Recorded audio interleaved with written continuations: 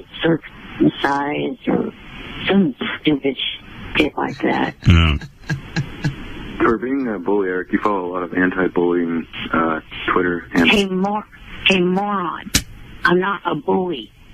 I don't know. You just call me a moron. That sounds like a bully to me, Eric. I'm calling you exactly what you are. I didn't use hateful words like you did. When a shoe fits, dipshit. Eric's like a following slut. He'll follow anyone who's got like a fast food restaurant or either food or cock. Those are the two criteria? I don't know. Eric, all right. No, if I'm running out of time, so what do you want to say? Well, this was not at all what I called sinful. I understand, but Gonzo was on the phone, and I saw you were there, so I picked up. I called because I have an issue again with my agent. All right, don't drag this out. What's the issue with you and Johnny Fratto quickly, and then we got to go? Well, my issue is the fact that over the weekend I declined to do the Eric Andre show on the Adult Swim, and what Johnny did on Friday night. I gotta go. Man, we can't. Eric, it's so much better when we pick the agenda for you. How can I do this for you? Yeah, go ahead. So, Eric Andre is a funny guy. He's got a show on Adult Swim, like a talk show. Idiot.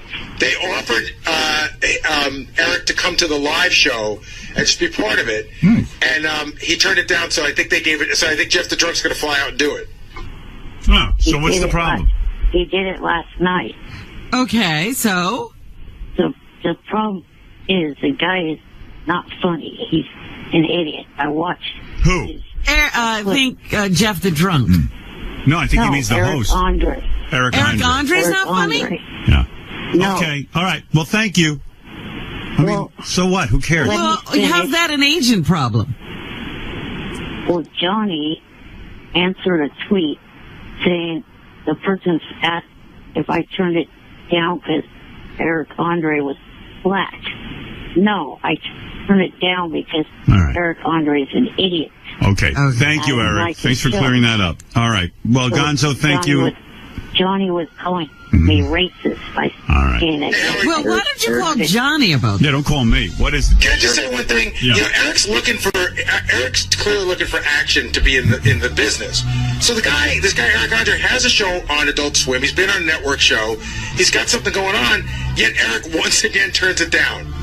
Right. That's the bottom line. Eric has a strategy. Yep. Hey, Eric's only available for certain shows. Have you watched this show? I've never heard of it. The guy makes Conan O'Brien and Jimmy Fallon and other idiot talk show hosts look like geniuses. Eric, how many offers are you getting? Are the offers pouring in so that you can just turn down everything? No, and there's one that I haven't turned down, and everybody in the world seems to be taking their fucking sweet time to help me get it, and that's legit. What? The sitcom Legit with Jim Jeffries on FXX. All right. I got to go. Thank you, Eric, and thank you, Gonzo. All right, you're welcome. Thank you, Eric. All right. Later, Eric. Go fuck yourself, Gonzo. Eric. All right, Gonzo. Thanks. Hey, Eric. No, okay. Thank you, guys. That's enough. It's enough of that. I know some people don't like Eric. I do. I like hearing what's going on. That was hysterical. Had no idea who and what he followed. Right. Olive Garden. Who? Like, I want to meet the other people who follow Cinnabon. Yeah, who are those other 100,000? They must work for the company. Let's hope. Yeah. It's probably mandatory that the rest of the people follow. I can't think of one reason why I'd follow Olive Garden. Yeah. Unless they were giving out coupons. Cinnabon. Yeah. Wow. All right. Let me get back to my stuff here. That was awesome. All right. Last I left you, I have to take a break. Okay. We'll come right back. Thank God for every pussy like me, there's one of you. Hold on. Thank you. I need to shake your hand. Fucking real man. Look at that guy. I'm just doing my job. Awesome. Such a pussy. You never say, I got to get in a war. You know, no. like you'll see rock stars who go, I got to get in a band. But he never say, I got to get in a war. That guy's a real man, Eric. You know, Eric, that guy's over there fighting, so you have the freedom to tweet. Yeah, and I appreciate that. Good. All right. You see? Even Eric appreciates it. Did you think of vet yesterday? It was Veterans Day. I didn't run into any vets, but I'm thinking that guy. You saw me. Oh, that's right. Yeah, but I don't think of you as a vet. Although you were the greatest vet of all time. And when guys were feeling bad, she would, when they were laying in their bed, mount them and rub into their cocks. I wasn't in the military at that time. Oh, were you a private nurse at that point? Yes. Yeah. You weren't even in the military at that point. Hey, Eric, do you think I should do America's Got Talent? Yes, I think you should do it another season. But what I think you could do is help out your friend Mary with this situation. Because NBC canned her sitcom way too quick. You should say to them that they have to bring back her sitcom in order for you to come back. Dude, what is he talking about? He's saying that like I got some control with the network. Like I can tell him what shows to bring back on the air. But who's he trying to defend? Who? A Mary show. Welcome to the family. Yeah, this, you know, I don't have any clout like that. And that's not good business, Eric. Yeah, I can't control the network. I'm not that important to them. Even Howard is interested in ratings. They only cancel shows when they don't get an audience. They got their own thing. They didn't give that show a fair shot. I mean, I agree with you. I love Mary. Most shows don't get a fair shot. Yeah, I love Mary and everything, and I wanted her show to be successful. But you know, a lot of these shows come and go, and then they go and do another show until they hit one that does work. Yeah, I mean, who gets much time to make a success of a show these days? You don't. Yeah, they do. Hopefully, she find something else. Yeah. Well, yeah, she will. She's a good actress. But look at how Eric would be if he had any power. Hey, Eric would be running that network. If Eric was on AGT, he'd be like, you want me? Well, here's what I have to see you do. And then they throw him right off the network. I have conditions. Yeah. All right, Eric, thank you. Eric says, do another season. Eric would like to see you on it. That's high praise, because you know how particular he is about his favorite show. Yes, Drew.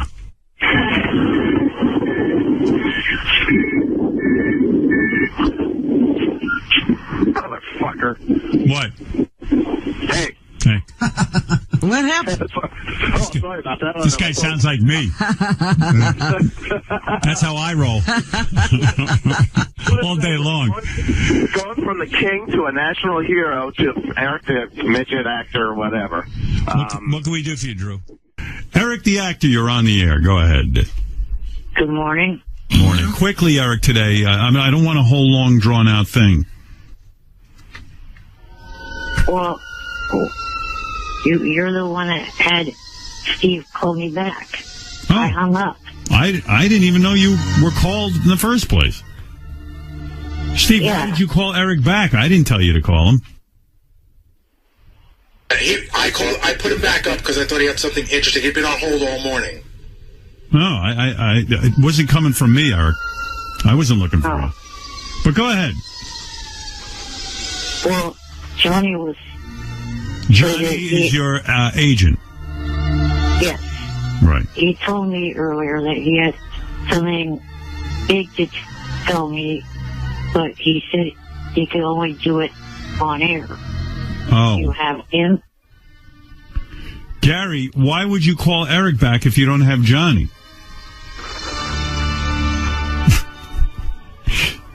Eric makes a point. Do you follow this, Robin, so far? Isn't this great? Yeah, we're at a standstill. Yeah. Eric was on the phone. I didn't know anything about it. Right. Gary makes the decision to put Eric back on, but Eric only wanted to be on because Johnny had something to tell him, but then he doesn't get Johnny. Both of them back up. Johnny's not answering his phone. So then, why didn't you just pick up the phone and tell Eric that you can't do it? instead of wasting my time. Eric, he's not here. I gotta go. I'm so sorry. Forgive me. That's the incompetence of my staff. All right, maybe tomorrow. Maybe. Later. Eric the actor. Bye. I mean, Johnny Fratto and Eric the actor are on. I have kind of limited time here, but they've been calling for 2 days straight with some sort of big news that Johnny wants to tell Eric. Okay. All right, Johnny, you're on. Tell Eric your news. Well, Howard, boy, I'm so conflicted about telling him this because he's been such a prick. Didn't he fire you? But I will. Didn't he? Yeah, he fired me. Eric, you fired Johnny. He keeps firing me. But listen to this. There are gentlemen at FXX, the new FX, you know, with the other X? Yeah. Jim Jeffries, Peter O'Fallon, and Paul Bernardo, that these guys have hired Eric to do the TV show legit as a reoccurring role. Really? Eric, did you know this, or you're just learning this now? I'm just learning it right now. Wow. So, Well, you sound excited.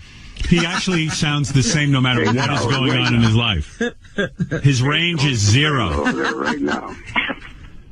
Eric. But Johnny, What? real quick, 2 things. Uh-oh. One, you need to apologize to Paul for flubbing his last name. I said Paul Bernard. You said Paul Bernardo. Oh, I'm Italian. I put O's on everything. And then the other is, this is a job you were supposed to get for me last year. Howard, Oh, my goodness. Wow. Okay, Howard, I'm going to kill him. Wow. This is Howard, it's a reoccurring role, a scripted show on Fox. Wow. So FXX. And isn't it amazing that Eric just kind of, just literally just said 2 of the most negative things. Number 1, you got a name wrong. Who cares? Number 2, you were supposed to get this from me last year, so I'm not even excited about it. Right.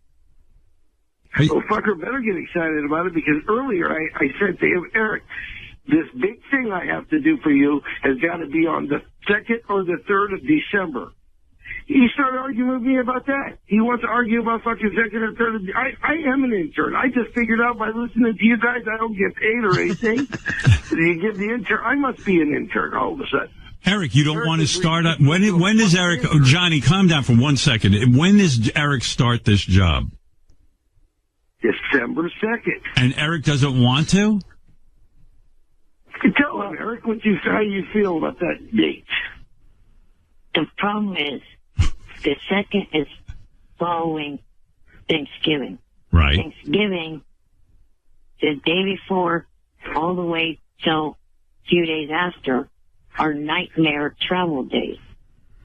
Eric. Eric, it's for me to get down there. This is unfucking believable what I'm hearing. This is what you call a job, Eric. Yeah, it's called an inconvenience. Help me with this. Yeah, but how am I going to be able? Eric, that's not your employer's. Hold it. That is not your employer's problem. Just get yourself there. If it means getting up earlier, you get up earlier. I mean, I've done everything I could do. I can't believe you don't sound happier. Well, here's the thing. I think Johnny was expecting a thank you. Yeah.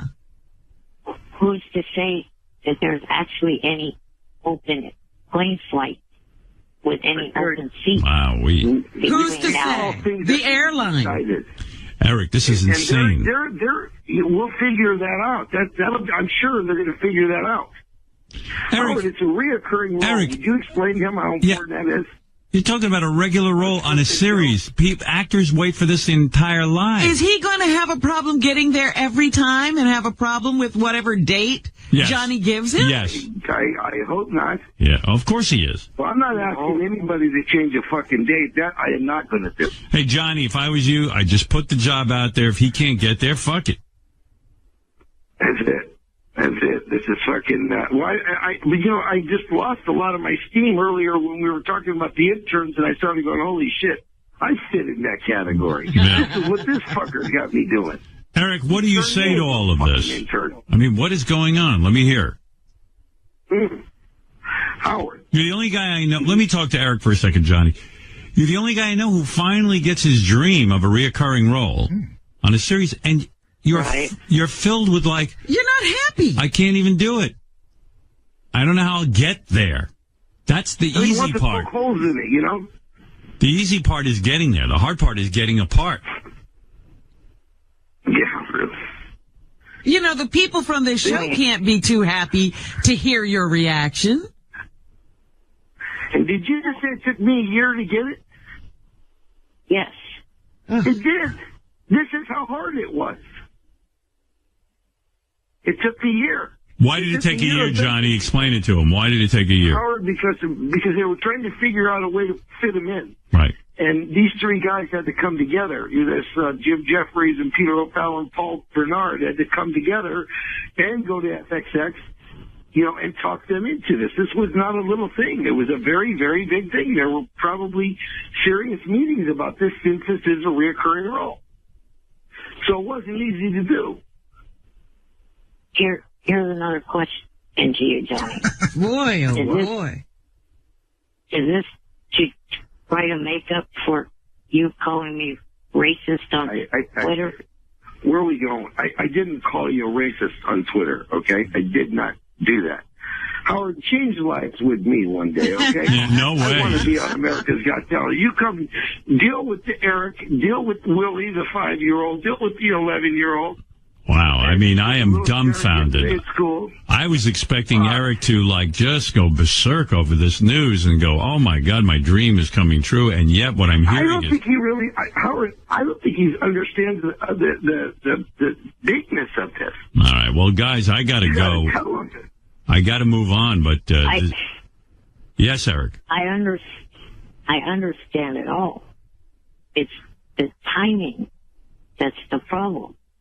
Why? What is the timing? What the fuck does that? What else do you have to do, dude? I don't want to be stuck on an airplane where I can't move my damn arms because it's so damn packed.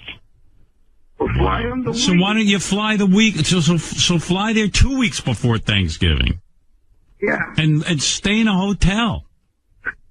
You get one of them fucking suitcases like they used to carry like Charlie McCarthy around in and put the motherfucker in there. Yeah, dude, you want to be on TV. What do you think? Do you think TV is going to change for you? Howard, explain to him reoccurring role. He knows what it is. I don't think he understands the money aspect of that.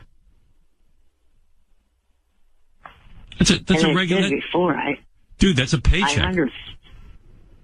Yes, I understand that. What kind of money are they talking, Johnny? We try to be a little appreciative. Johnny, what kind of money are they talking? Thank you to Howard. Johnny, listen to me if you would. It's difficult to communicate with you. What kind of money are they talking? Well, you know what? I don't know exactly, but I can tell you this. I know that it's more than he did in Plain Sight. Wow. Every week. Plain Sight was a pretty big check. I mean, Plain Sight wasn't reoccurring. Right. So, by being reoccurring, I think he's entitled to some other things. Let's be honest. Eric should pay them for that. Thing for him. It's huge. Huge. It's huge. It's his first step in the industry. Okay, you know what, Eric? This time I think I'm going to take the fuck. I think I'm going to take the 10%, Howard. I really do. You should take the 10%. You earned it. I think I'm going to take the fucking 10% just because this fucker yelled at me. Do you have anything in writing from Eric? Do you have anything in writing from Eric that you're his agent? No, nothing in writing. Nothing in writing. Mm-hmm. No, because I've been an intern. I just realized that listening to the beginning of the show. So why do you even do it?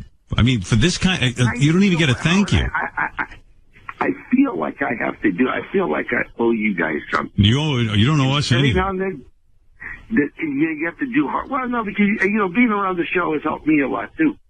Well, anyway. Anytime I could give back, I give back. But there's got to be somebody easier over there. You know what I mean? That I could give back to. This guy's too fucking tough. I know. Talk about a anticlimactic announcement. Oh, really?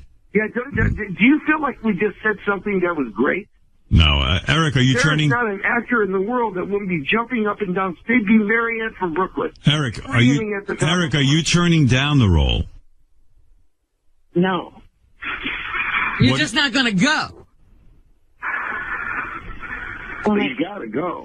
You realize as a grown man, you have to take responsibility and get yourself to your job. That's true for all of us. I know, and the other thing is also prior to finding this out, I kind of committed to watching my brother's dog while they're in Disneyland, and they won't be back until the 3rd. Eric, you're full of crap. Bring the dog here. I'll take care of the dog. Okay?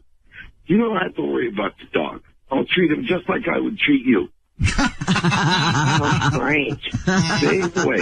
All right. Well, Eric's full of crap. He says he wants to be an actor, but he really doesn't. Johnny, just want to check out something. No homosexuality involved, right? No. All right. Nope. Straight part that he actually gets to play a person who's much like himself. Like they said, a kind, nice person. I'm thinking, boy, somebody needs to rewrite that shit. But with whatever his affliction is, right, they want the character to have the same affliction that Eric has. Right. He has to grow a beard, I think. Right. That's it. Uh-oh. There's another objection. Is there any problems with that, Eric? Could you do that? I'm not sure if I could grow a beard from now till then. I'm positive there's some people at the Stern Show that will shave their pubes and we'll figure out a way to make a beard for you. Hell no, I'm not doing that. You won't wear a pubic beard? No. All right. Well, look, I don't want to go through this. All right. I just shaved last night. Is there any part of this that makes you happy? Any little part? You mean you shaved last night, Eric, and how long does it take for a beard to come in? You got a whole month. Not a whole month. Well, he said December. A couple of weeks. Yeah. A week. Howard. It's like 3 weeks. Well, about 2. Then you're Howard, in good when shape. he get me on the phone, he calls the 5-year-old and talks to the 5-year-old about Skylanders. All right, look, I got to go. I don't. Guys, Eric, good luck with your role. If you take it, if you don't take it, sounds to me like it's not going to happen. Johnny, if I was you, I'd bow out of this thing. You gave him the job, and that's it. Let him handle it. You gave him the job, Howard. You gave him the job. Yeah. That's where they found Eric, and that's what they're interested in. Everybody's interested in getting a year. If somebody gave me a reoccurring role right now, starting day 1, I start growing my beard. I get my ass to. You find out what the airline flights are? Where are they shooting, John? Yes. They're shooting it right in L.A. Wow. Yeah. Over at Fox Studios. Wow. So this show has got, they got Carrie Fisher, they got Tom Arnold, they got Bob Saget, they got John Ratzenberg, that guy from Cheers. Wow. They got George Lindazizian, or whatever the fuck his name is, the guy who 007 guy. I mean, it's a big budget, it's a big show. Eric's not sure if he wants to come up there with all that traffic. Oh, brother, I'm trying to say something. Let him say something. The other thing that I have to do every time I travel is contact my oxygen company to get the oxygen machine at the hotel that I'll be at. Isn't it great you've got 3 weeks to do that? Yeah, Eric, you know what your problem is? You make everyone your problem. Everything is everyone else's problem. Make your problems your own. You know what you have to do. Now get to work. All right, listen, do what you want. Filled with oxygen, I swear. You probably wouldn't be that good in the role anyway, honestly. So forget it. Just tell them forget it, Johnny. He's never going to make it there. He's got to watch a dog. And he's afraid of the traffic. Way to go, Johnny. Put in a whole year on this. A year.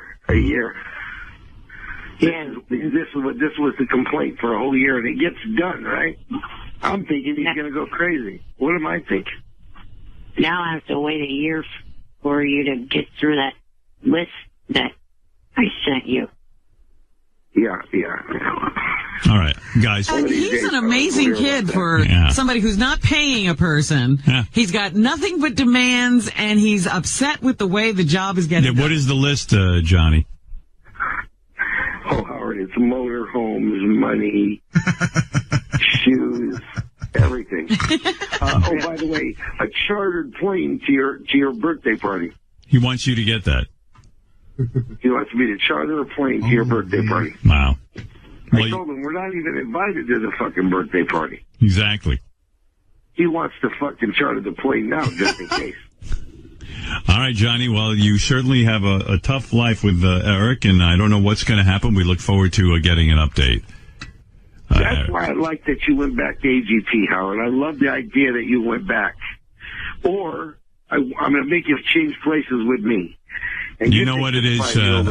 So many people don't appreciate work. Eric's one of them, apparently. I mean, let's face it, Eric really has no acting chops. The fact that they gave him this job is as a result of his appearances on here. And now he's going to throw it away. What? I have acting ability. I've been acting for 11 years plus on this damn show. Eric, you know you're not that good. You're not that good at acting. Let's be honest. The drunk is almost going to commit suicide. Everybody, because of my acting, everybody has a complete wrong perception of me. I don't think so. Yeah. What do they think you're a prick? Have them call me. I'll tell them. All right. I'll tell them. Just have them give me. All right, guys. This is growing tedious. I have to go. Thank you. Thank you, Howard. Do you want to talk to Underdog Lady? She's even annoyed with you. Thank Howard. It's not. All right. Thank you. Thank you, Howard. You're welcome. Bye-bye. All right. I had enough. Oh, my God. It's so annoying. It's so annoying. Imagine a reoccurring role on a TV series. Yeah. And he's turning it down. Well, he says he's not, but I don't know. But he has so many, I have this problem and I have that problem. Yeah. It's never going to work out. Oh, my God. So much going on. Oh, by the way, Eric the actor, I'm going to mention this, is tweeting again. Remember he said last week, we took a week off. Maybe Eric can take Paul Walker's place. Oh, here is Eric, actually. Yeah, Eric, there's an opening in the Fast and Furious franchise. I'd go see that. Now, if Eric was the star of Fast and Furious, I'd go see it. That movie is a little out of my ability. It's a little bit too physical. Well, that's what acting is. And that's what makes a great movie. When you take someone like you and put you in something ridiculous. That's right. Yeah. Believe me. And I'll tell you what this... What? There's no way that someone like me could be in a Fast and the Furious movie. That's what I love about Eric. Not possible. When Eric tweets, this is exactly what he tweets. Like he'll go, like someone will write him. It's so brilliant. One of our listeners will write Eric on Twitter. Hey, I heard you're going to be in you're taking over in the Fast and Furious. Instead of like Eric just not responding to that, he'll go. He'll have to have a discussion. He'll go, you dumb fucking cunt. That is out of my physical ability to be in the Fast and Furious movie. So listen to these tweets. Somebody must have written him that, Eric, we heard you're going to kill Christmas. Now, so instead of like just saying that's ridiculous, that dipshit that was on air a couple weeks ago, Gonzo. Yeah, so goes, that bullshit. The guy's name is Gonzo Shitcock, and then he goes, so Eric writes it back, he goes, all caps, get a fucking life, you fucking pathetic dumb fuck. I have no fucking plans of killing Christmas anywhere, you dipshit. So then this guy, Lynch the Scammer, must have written that Eric was skiing, that he saw him at Big Bear skiing. And if you know anything about Eric, he ain't skiing anywhere. He can't walk. So Eric writes him back, dumb fuck. I have never, ever skied once in my life. Also, dipshit, I am at home. I am not in Big Bear. Fuck off now. These are the greatest tweets ever. Okay, Gonzo Shitcock must have written that. You can write any absurd thing to Eric and he'll respond. He goes, "We heard you sell Mary Kay Cosmetics." And then Eric goes, "Bullshit. Grow up, you pathetic, sad, immature, dumb fuck. I've never sold fucking Mary Kay or any other women's products." And then it goes on and on, like someone accused him of being a vegan and eating gluten-free food. Yeah. And that set Eric off. You pathetic, immature ass. No, he goes, "I have never been a vegan or eaten gluten-free food." I got some of those, because apparently I was mentioned in some of the follow-up tweets, so I saw a little bit of Eric. People were taunting, "Why don't you want to admit you're a vegan?" Oh, it's unbelievable. And it drives Eric mad. And it's like you want to say, "Eric, what do you care?" It's just like, "Eric, what do you care?" I just hate bullshit being said about me. Well, the more you respond to it, Eric, the more it's going to happen. Well, the thing they really, like this guy Gonzo Shitcock really worked Eric about the vegan thing, because then he writes, "I am not a vegan. I eat ham, fried chicken, fried fish, and bacon as much as I can. As much as I can, mind you. I do not have any cookbooks," because he was upset that now Eric was going to have a vegan cookbook. Right. And then I guess somebody said that Eric bangs whores, which he did bang a whore at the Bunny Ranch. And then Eric goes, "A few of them." Eric goes, "I have banged whores. You have that one right, but I have never once taken a shit on anyone's fucking lawn. That is bullshit." So whatever you write, like you go, "Hey Eric, we heard you shit on someone's lawn," he'll write you back. Right. I thought he was only responding to nice ones. His followers or something. I forget what he said. Yeah, how does this guy get through to you, Eric? You banned him, right? I mean, you blocked him. I can't figure it out because Twitter's got a malfunction that somehow that idiot and other idiots that I have blocked still were able to tweet to me. Twitter geniuses are after Eric. So then Gonzo Shitcock ever since last Monday when I made some comments on John's show about how poorly the site is. How poorly the site is? Yeah, the Twitter. Eric's upset because you can't block anyone because they somehow get back to him. Like he blocked Gonzo Shitcock and Gonzo Shitcock wrote him. And then it's like, and then again he accused Eric of trying to stop Christmas. And then Eric goes, "I am not trying to fucking do anything to stop Christmas." Eric, why would you respond to the guy? There's no way anyone thinks you're stopping Christmas. How could you stop Christmas anyway?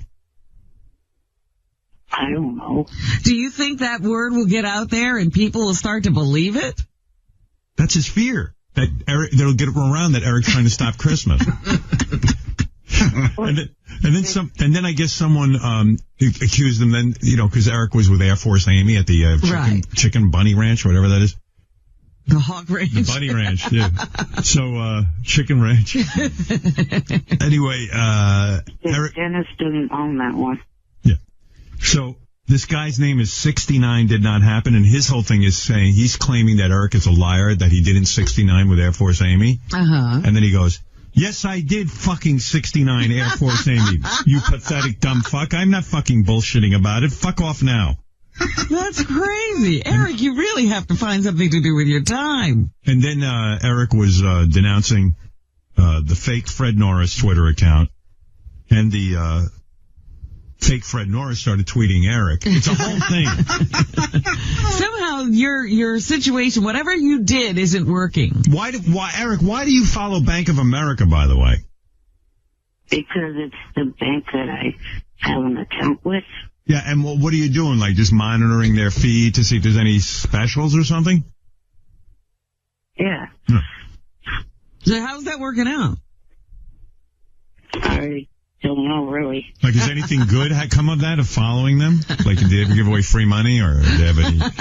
I mean, he's probably following them and nothing good has come of it. Yeah. The only thing good that's come of Eric's tweets are Sal and Richard taking them and then turning them into phony phone calls when I read them, which is always entertaining. fuck, I am not gay. What? I have never fucked you or any other guy in my life. Somebody fucking said something fucking stupid. I don't remember none of that shit. Let me make something fucking crystal fucking clear. I do not have any STDs, and I am not a midget. I definitely didn't know. I never said not one of them motherfucking things. Not one goddamn thing. I don't know how the fucking where and how all this shit come from, but I definitely didn't fucking do none of that or say none of that. Shut the fuck up, you fucking pathetic dipshit. I do not have tits.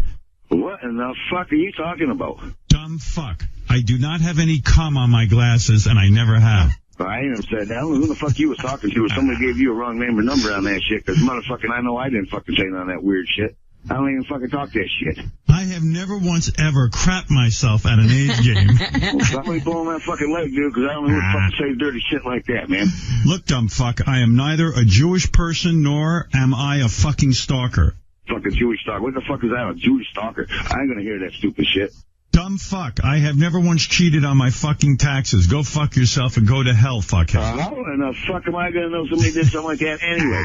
Fucking what the fuck? Cheating on taxes. I have never taken a shit on any lawn at all.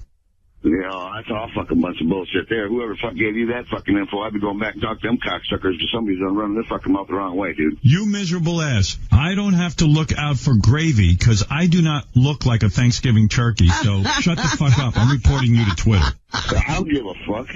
Fuck off, you dumb fuck. I am not fucking gay. I am not a prostitute, and I am not getting fucking married. Fuck off, you dumb fuck. What the fuck? Fuck you, dumb motherfucker. Fuck you, bump your fucking head, I guess. Dumb fuck. I do not have one fucking pubic hair from anyone at all. I do not collect shit like that. You don't? I do not want to make love to Charlie Sheen, jackass. No, you bumping your head, dude. I'm just gonna hang up the phone. I'm hearing the stupid shit. Fuck off now. I can't believe this guy stayed on the phone that long. But doesn't he realize he doesn't even know who he's talking to? No, doesn't matter. He's gonna stay. You know, that's got to be the loneliest guy on the planet. Dumb fuck.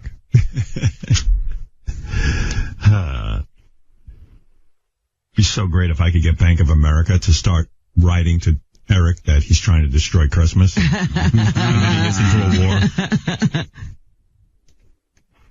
All right, Eric, I got to go anyway.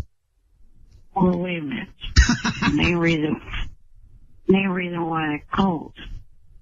Quickly? Is because I wanted to give an update on the taping of Legit. It was supposed to be today and tomorrow, but as soon as I told the producer guy that you guys want to be live on air last week, he asked if we could change it to Wednesday and Thursday. Okay, good, cool. All right, thanks for letting us know. Bye. Bye. Okay, Eric, thank you. No idea. What in the world is he talking about? He finally had his time to promote whatever he was promoting, and the phone fucked up. The guy's got no luck. Well, this is Gonzo Dumbfuck. Hey, Gary, I just hung up on Eric. Can you get him back? Get Eric back. Is that you, Gonzo? Yeah. Hey, what's up, Howard? Hey, man. It's me. Oh, my God. The funniest Twitter exchange ever between you and Eric. Yeah, Eric's been bullying me, man, on Twitter a lot. Bullying? Yeah. Yeah, well, I'm trying to be his friend, and everything's like, fuck you, and suck my dick, you dumb shit. I'm just asking him about, I've heard rumors on the internet, and I'm just trying to get clarification. Yeah, Gonzo, what have you heard? Eric's trying to destroy Christmas, huh? Yeah, I heard he was trying to destroy Christmas in Sacramento, Fresno, and L.A. Well, let me see if I can get him back on. Hey, Gary, you got any luck? Hold on a second. Yeah, okay, good. So maybe there's some substance to this. Yeah, maybe Gonzo knows something. And he's a vegan now. He has a vegan cookbook. He's gluten-free. Gonzo, you know, when Gonzo wrote him and said, you're gluten-free and you have a cookbook, I thought for sure, like Eric would just blow that off. Right. You couldn't even blow that. Like, that is the most innocuous, insane thing.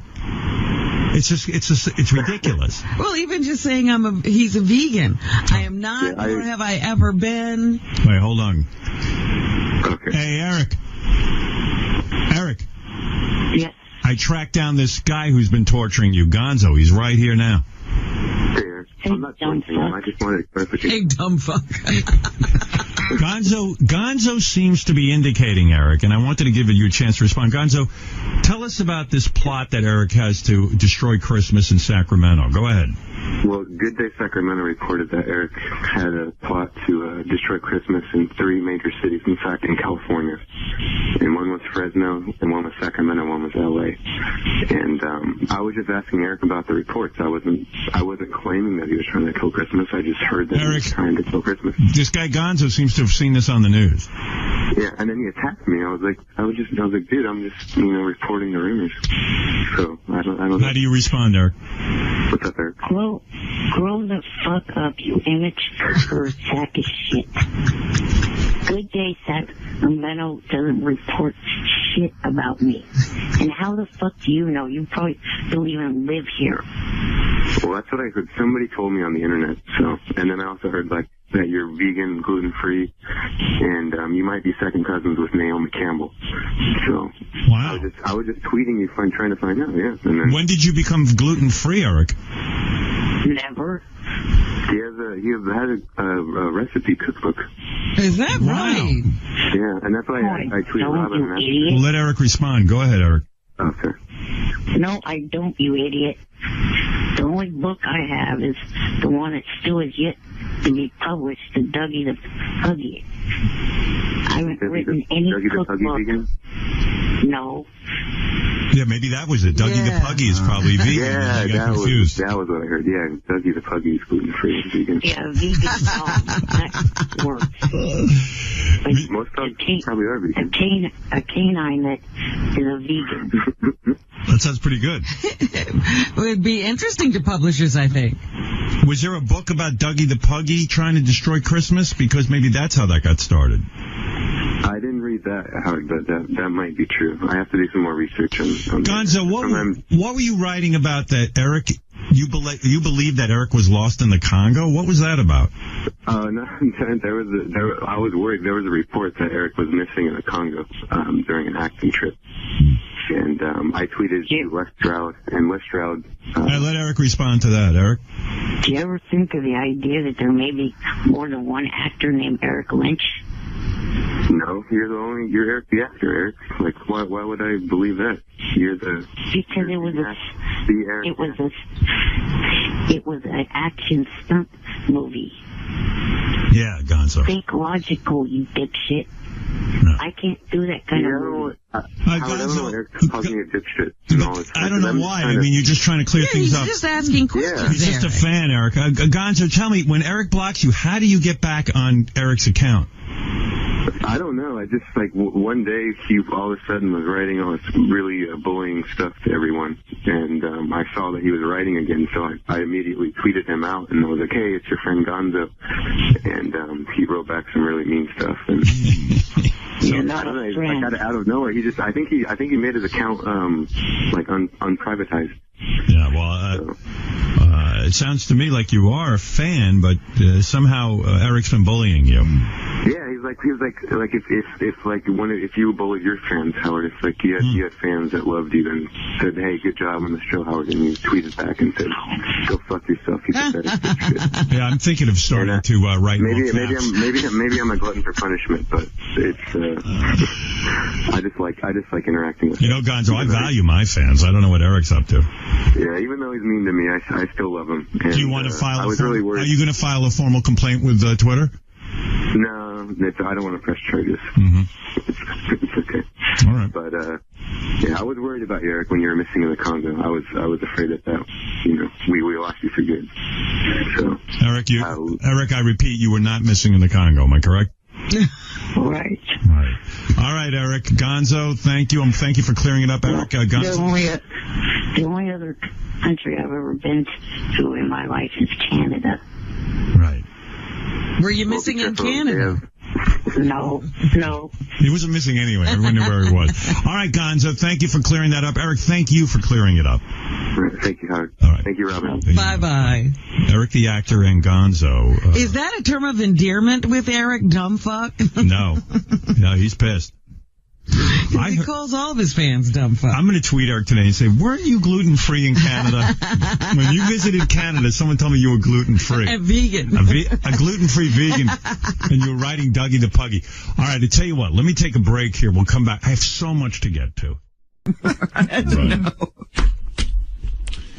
Oh, so much to talk about, so much to do, so many people on the phone. By the way, I'm getting more and more mail saying, please do not have Eric the actor on anymore. But really? I know Eric's been on the phone. He was on hold for 4 hours yesterday trying to get through. We had a very busy show. Gary, what is it Eric wants to talk about again? He shot his television show and he needs to promote it. And I don't believe he's available tomorrow, so I think this might be his last day. Yeah, the way he kind of put it was like, if you don't get to me today or tomorrow, I'm not going to be able to promote my show on Wednesday. So, and that means we'd miss out on him. It's funny because his last note yesterday, he was very nice. He said, hey, listen, I need today or tomorrow to promote. After John Goodman, tell Howard I'm on hold, which I told you. And then it was like a curt note after that. I'm going to sleep. I'll call back tomorrow. Yeah, he's on fire. He's on fire on Twitter. I could read some more of his Twitter. Here's the commercial for his new TV show. Coming soon, he was meaner than the Grinch. Shut the fuck up. He was nastier than Ebenezer Scrooge. You dumb fuck. Get ready for the most ill-mannered villain in holiday history. You rude ass piece of shit. It's Eric the actor in The Elf Who Wanted to Kill Christmas. Fuck no, I'm not doing it. He's the ultimate coal in your holiday stocking. No, I'm not. Coming soon. Yeah, whatever. There it is. Big announcement.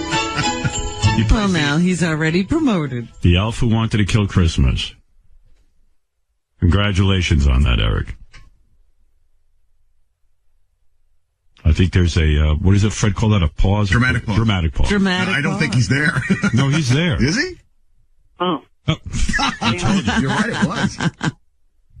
I didn't realize you actually buzzed me in. Yeah. I didn't hear the little sounds that I usually hear.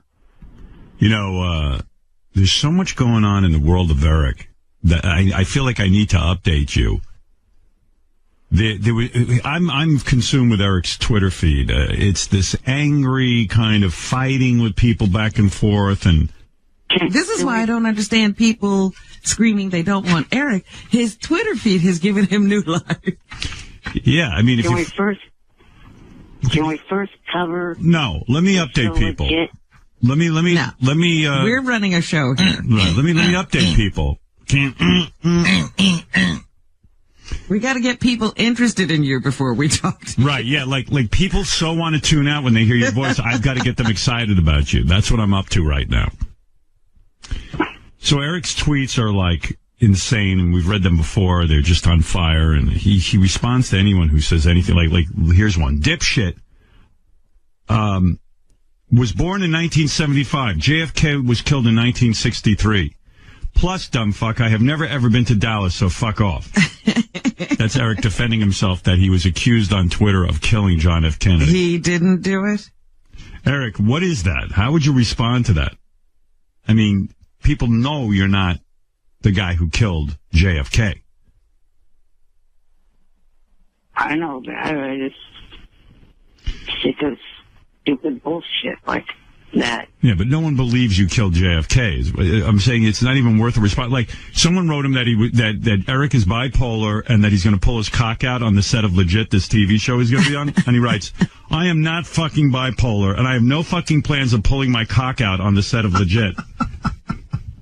I mean, it's crazy. Someone wrote him and said, and what's fascinating about this is that Eric even bothers with a response because he really thinks that people are going to believe it. Someone wrote him and said that he was born the same year as his parents, which is, Eric, why would you respond to that one? I don't know. Listen to this. Dipshit, I was not fucking born the same year as my parents. I read this stuff. I go out of my mind. Get it through your fucking empty head. I was not on fucking Different Strokes playing the role of Kathy.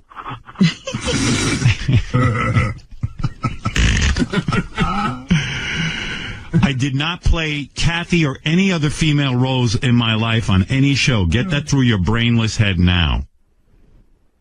Listen to this one. Someone must have said he lied to the IRS. I have not fucking lied to the IRS, and I am not a damn she-male. A lot of stuff where they go, Eric, you're gay, and then he goes, I'm not a homosexual, fuck off now. And this one, someone must have accused him of having hair transplants. Shut the fuck up, you pathetic dipshit. I have not had any fucking hair transplants. My brain cells are fine. I am not a liar. I am not fake. And I am not a damn scumbag. Fuck off now. There it is.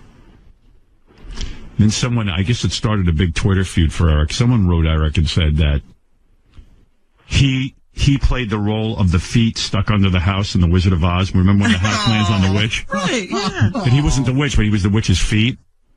And that set him off. Oh, my goodness. Eric, you must get a hobby or something. So, now, I know for sure I did not read that one. See that tweet.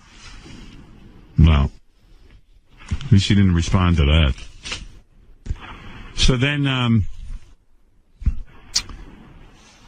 I guess somebody accused, then over the weekend, Eric got in touch with Gary, I believe. Was it you, Gary, when Eric was concerned that people thought he was dead? No, Shuley. Oh, Shuley, okay. So Eric gets a hold of Shuley and says, Shuley, I need you to tweet out that I did not die. And Shuley's like, well, I don't know that I'm not like your personal Twitter representative. Somebody must have written Eric that he died. Right. Was that it, Eric? Well, people were posting that all over the internet, and I'm pretty sure it was because of the fact that from Wednesday to Saturday, I didn't have any activity at all on Twitter, so they thought that I died. Don't you think maybe you just didn't have any activity on Twitter because no one was thinking about you? Because I don't think anyone knew you supposedly died. No. And if you died, don't you think there would be tons of Twitter activity about you? Howard, what I meant by that was I myself was not tweeting from Wednesday to Saturday. So I see. They would think you were dead. They thought you died. So then Eric decided he calls Shuley and says, I've made a video to prove I'm not dead, and Shuley was supposed to tweet out the link. Right. So here's the first video he makes. I am Eric the Actor on Twitter. I'm Eric the Actor 11. I'm not dead. It is December 7th, 2013, and it is after 1 p.m. West Coast time. Then so people saw this video, and then they start busting his balls, and they go, well, hey, that doesn't prove you're not dead. You could have made that sooner. So then he makes a second video where he has some game playing behind him, which would prove that he's alive because the game is playing behind him. Hey, Shuley, you out there? I know Shuley was going nuts from this. What happened? When did he contact you? So, my wife and kid are out of town. I got the weekend to myself. Finally. Right. Saturday afternoon, I get a text from him. I need you to tweet this with the hashtag Eric the Actor is not dead. Right. So I said, fuck it. I tweeted out for him. Next thing the next 25 to 30 minutes, my phone is blowing up. Like, everybody on Twitter is responding to me, telling me I'm full of shit, this and that. Right. He's really dead. And he's gone. He's not texting me back. Right. Now it's my problem. Right. So now I said, you know what? This little fucker ruins my Saturday. Now I'm going to ruin his Saturday. Right. So I said to him, listen, you need, the one thing I wanted in my head was a hostage photo of him with a newspaper with the date next to him. That's what I wanted. And so I said, you need to take a picture with the date, something with the date. That was the first video. And then he says, I can't do that. I'm in my boxers and T-shirt. Right. And I said, well, get dressed. I said, everybody's freaking out. They all want to know that you're alive. I said, help me out. Right. So he sent me a picture with him holding up a piece of paper with the date on it. Right. And his name. And then I told him, listen, they're not buying it. Right. I said, you got to, take a picture with a pet. Me and JD were just thinking of different things for him to take pictures with. Right. And he said, you're going, what the hell does a pet prove, that I'm alive or dead? Right. He's right. And all day we're back and forth and shit. Now, people, as soon as he puts something up, this is Photoshop, this is bullshit, this is CGI. Right. And he doesn't stop. Here's the second video where he has to what game is this? It's a college football game, and he's giving the score. It is Saturday, December the 7th, 2013, just after 2 p.m. here on the West Coast. I am very much alive, Will Noonan, and the other dumb fucks like you. Behind me on the TV is the Texas Baylor game in the second quarter, and it is 3-3. Oh. So, gripping. Yeah. So all these videos really are from you busting his balls. They're just like, I mean, Eric, every 3 weeks, these people jump out and say you're dead. They've done this 1,000,000 times. Why did it get to him this time? It gets to him every time. Right. Every time. Eric, wouldn't it So be cool? every weekend he's declared dead. Maybe it's cool if people think you're dead. You know what I mean? What do you care? Why do you care if people think you're dead? Look at how long people have thought Abe Vigoda is dead. Right. It's like the boy that cries wolf. When it eventually does happen, no one's gonna fucking believe it. And who cares? Yeah. Oh, they'll believe it. And we'll get the word out that you're They dead. believe it every time, apparently. Believe me, we'll be carrying on how we miss you and we love you and everything. Don't worry, you'll get a good send-off. Trust me, when you die... It'll be a big deal. It'll be a big deal, on this show anyway. Okay? Right. Right. Did you read? We will remember you. Did you read this tweet from a day ago? What did it say? Bullshit. I do not dig chicks with dicks at all. Eric, I thought you dug chicks with dicks. No. Oh, you don't? I got confused when I read your Twitter. I follow those accounts by fucking mistake. He was following chicks with dicks. Sure. It was a mistake now. Robin, can I finish? What do you do? How do you mistakenly follow chicks with dicks? Well, the picture was taken from really far away, so you couldn't tell it was a cock, maybe. Oh, I'm trying to make the fucking explanation. No need to explain. Hey, you want to follow? Everybody makes that mistake from time to Eric, time. if you want to follow chicks with dicks, it's cool. Hey, it's your thing. Everybody who follows them has made a mistake. Yeah. I made a mistake one time. I blew one of these guys. I thought it was a big clip. I'm not. The testicles thrill me. How do you mistakenly follow a chick? That's like these guys who go, I was It would mistakenly be- following child porn. How do you follow Cinnabon and chicks with dicks? Right. That's what I want to know. What are those two? But how do you follow more than one Yeah, Eric, that's a good point. as a mistake? Yeah. I just do not end up reading the profile or what it says in the profile. I just. You know what it is? He sees tits, follow. and that's it. Oh, and He's he a tit follows. guy. He loves huge tits. How many people does Yeah, he but follow? he doesn't care if they're on a guy. Apparently not. No. Hey, it was hot. Yes, I do. How many people does he follow? Because it sounds like he follows everyone. I will submit myself to a fucking lie detector to prove that I don't Okay. dick. Can we ask you about Come in. JFK, too, when you're on the lie detector? He follows 5,445 people. Well, what else is he going to do? I know, but I mean, that's like too many. I mean, how do you follow 5,000 people? I mean, it's crazy. Like, maybe you ought to go through that list today and give you something to do and go through that list and like kind of filter out guys with cocks. How many guys with cocks were you following at one point? 300. Do you realize what you're saying? Do you mean Chicks with dicks. How many chicks with dicks were you following at That one sounds point? much better.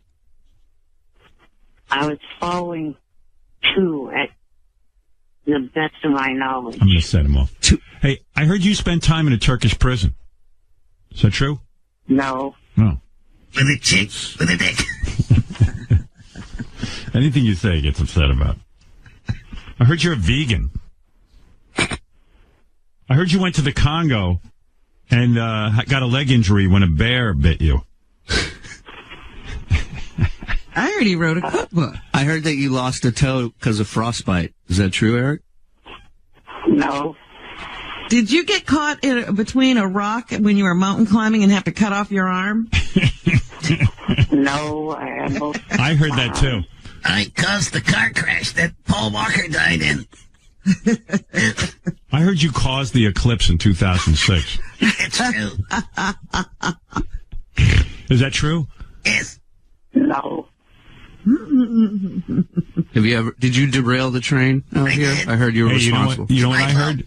Yeah, did you derail the train? You were with James Gandolfini when he died, weren't you?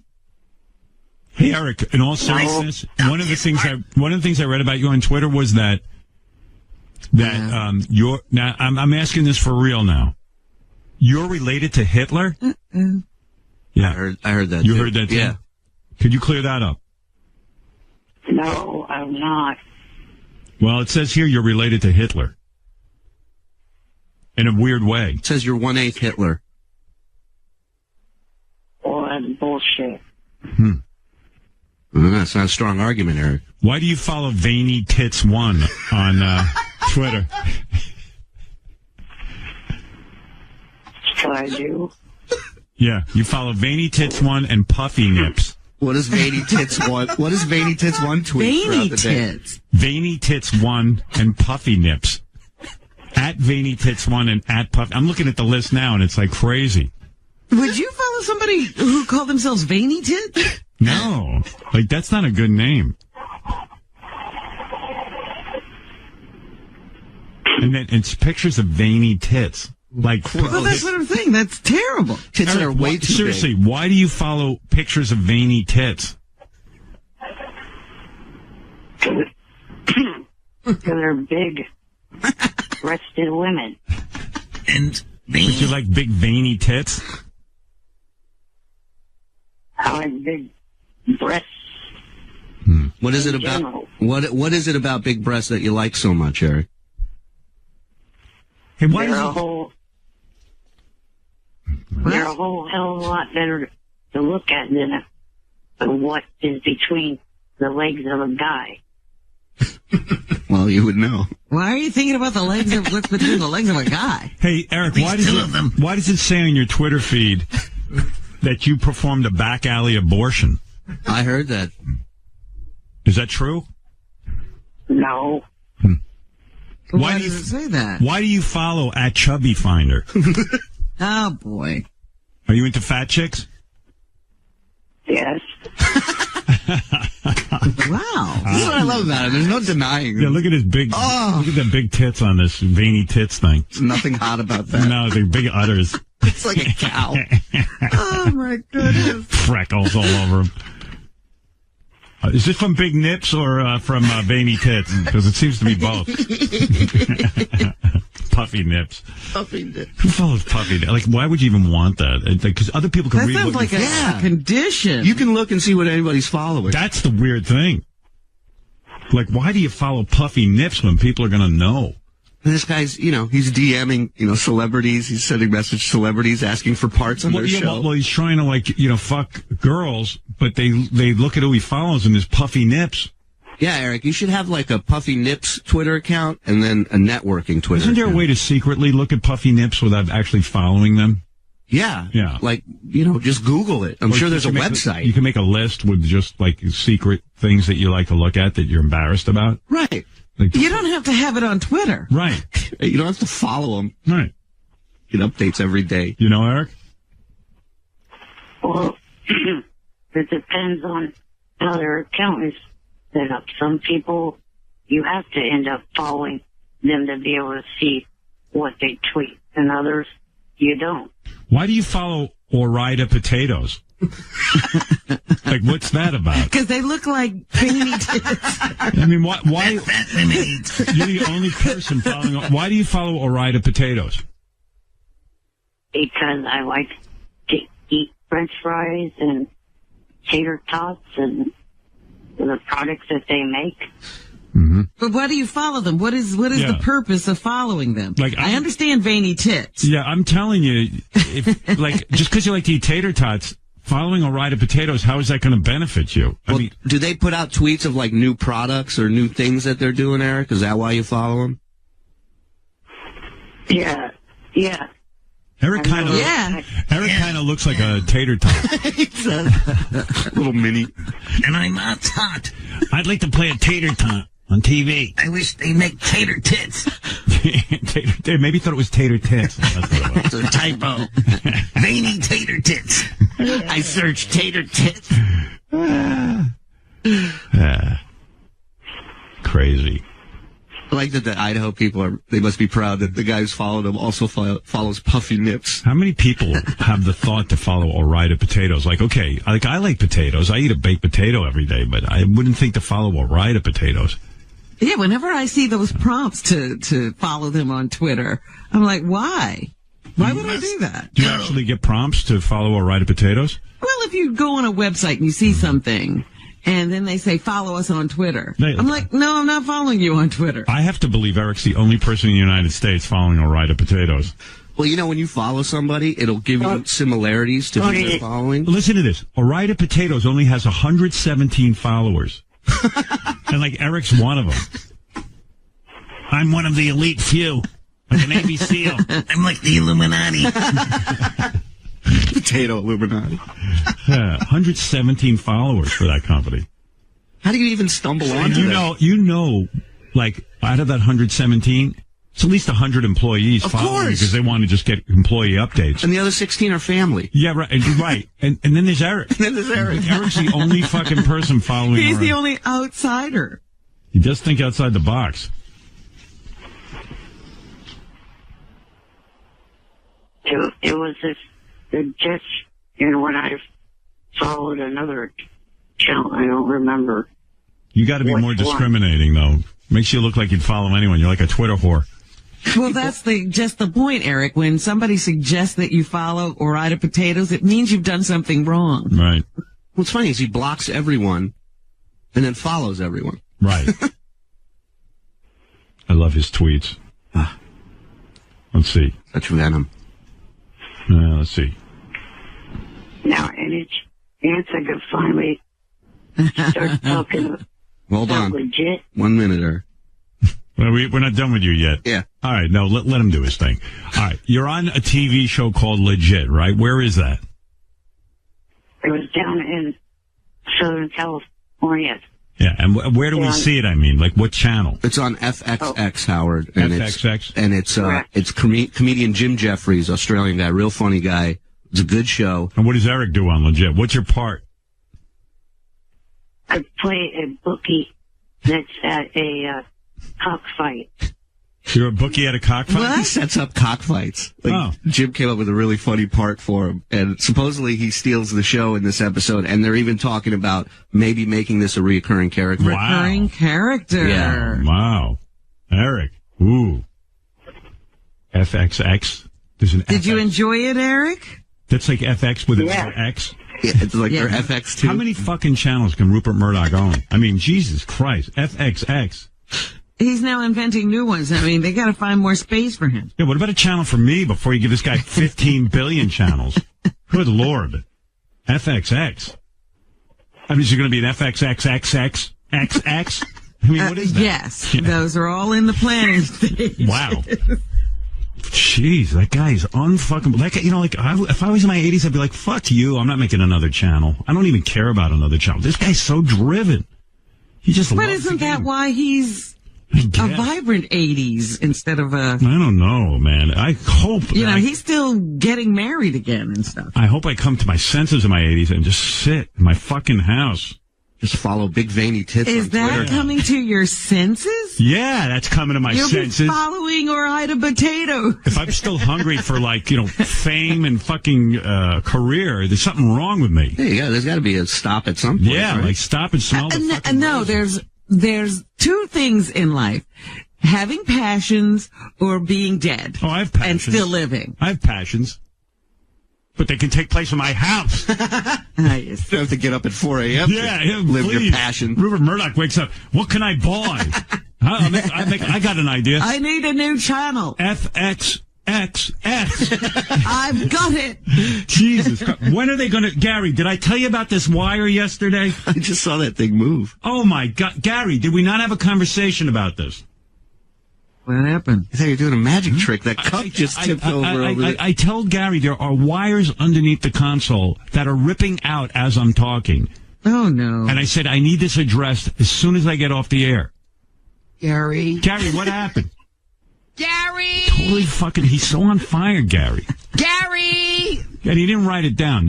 You didn't write it down. Gary, you where never are carry you? a pad. No, it was right there. What happened was, the reason why I didn't write it down is because Evan had sent me a note saying that he noticed that he was going to fix it after the show.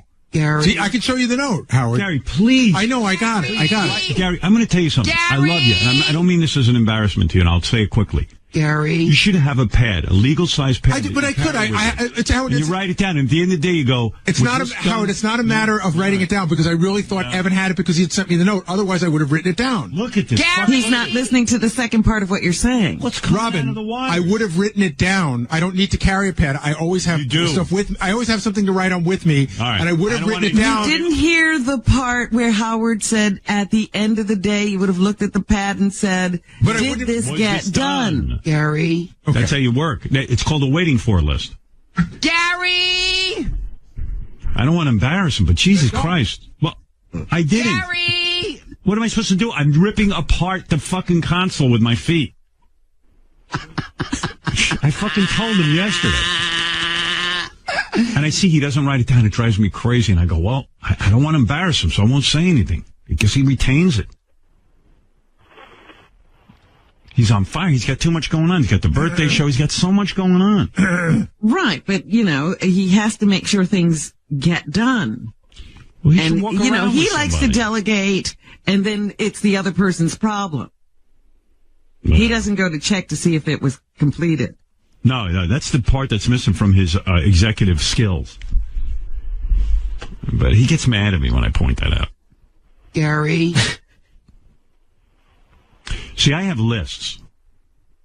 If I tell Gary to do something, you think I rely on Gary to do it. What I do is it goes, in waiting for it says, I'm waiting to hear back from Gary on this. If I don't hear back in a day, I go, Gary, what happened? Right. You can refer to it again. Yeah. I'm so organized.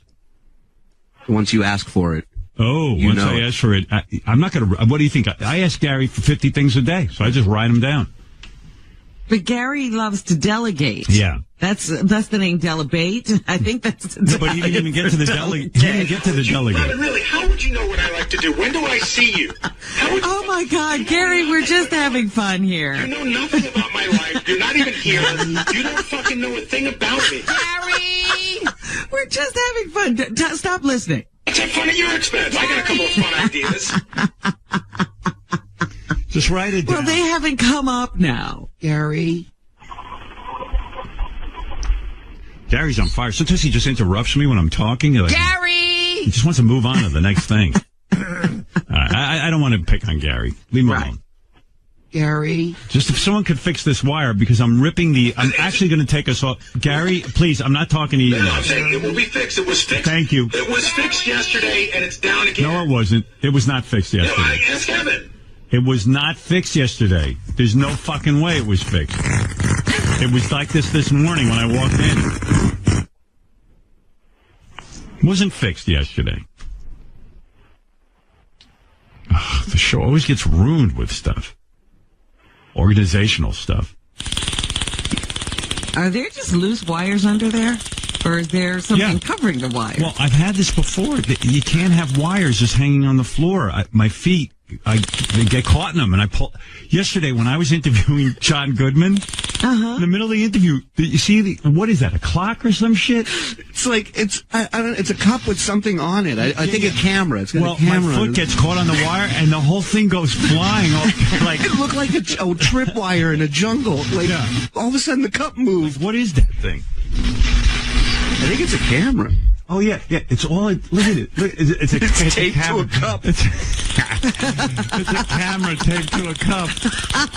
I don't even know what the fuck that is. What a radio show. Camera. It's like MacGyver built a camera. I got a camera taped to a cup, so like I'm sitting here and I'm going, I'm talking to John Goodman. It's like, wait, here I go. I thought they were ghosts in the studio. Yeah, I go like this. I go, look, I'm like, oh yeah, and I'm talking about him. I'm interviewing about Roseanne. And then all of a sudden you see this fucking camera moving. It's like Poltergeist. Yeah. I'm going, hey John, I have superpowers. Watch, and I made the cup move. Oh my God. There's a cup we don't have a stand for the camera, so we balance it on a cup. And then when my feet hit the wire, the whole thing comes tumbling down. It's like something Eric has set up in his room. Eric's got better equipment. So why did you call in for 2 days? Because you want to know what? That everyone that legit is going to air? Is that it? And that he's alive. And that he's alive. Okay. Thanks, Eric. What? I got to go. We've run out of time. Yeah, because you did a bunch of bullshit instead of letting me finish. What? This is big closer, Al. All right, go ahead. Close it up. Besides me being in the episode, Johnny Jr.'s girlfriend and Jan also made it in the episode. All right. Thank you, Eric. Oh, please, Great. Eric. We can't wait to watch it. All right. Take it easy, Eric. Jim Jeffries said Johnny Fratto's part, they wanted him to play a hitman. And he said when he saw Fratto, he thought, this is awesome. We don't need any makeup or anything. Right. No wardrobe. He sort of looks that way. Johnny's now legitimate. By the way, Johnny is legitimate. His father was in the mom, not him. Right. Right. Let's make that clear. Just because Johnny walks around in tracksuits all day. Right. Doesn't mean anything. All right. Thank you, Eric. Can I actually also say that I was kind of on 2 different shows while I was down in L.A.? No, I got to go. All right, Eric. Thank you. This promotion of yours is killing your whole career. Yeah, I got to go.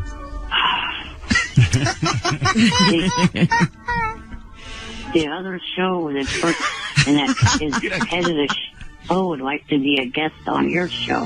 Who's that? Big guest? The show called Freak Show on Eric. AMC. Eric. I'd rather have the person from Veiny Tits 1 on than whatever you're talking about. Eric announcing that the people from Freak Show contacted him. Yeah, and they want to be on my show. Not a surprise. The chicks with dicks would like to sit in. I'd rather have at the end of chicks the with show. dicks. All right, Eric, thanks. I appreciate it. Good luck with your show. All right, the episodes start airing in January. All right. Oh, wow, Eric. Thanks for squeezing that in. Glad we got to it quickly. Never too early. All right. Thanks. On FXX. All right. Thanks, Eric.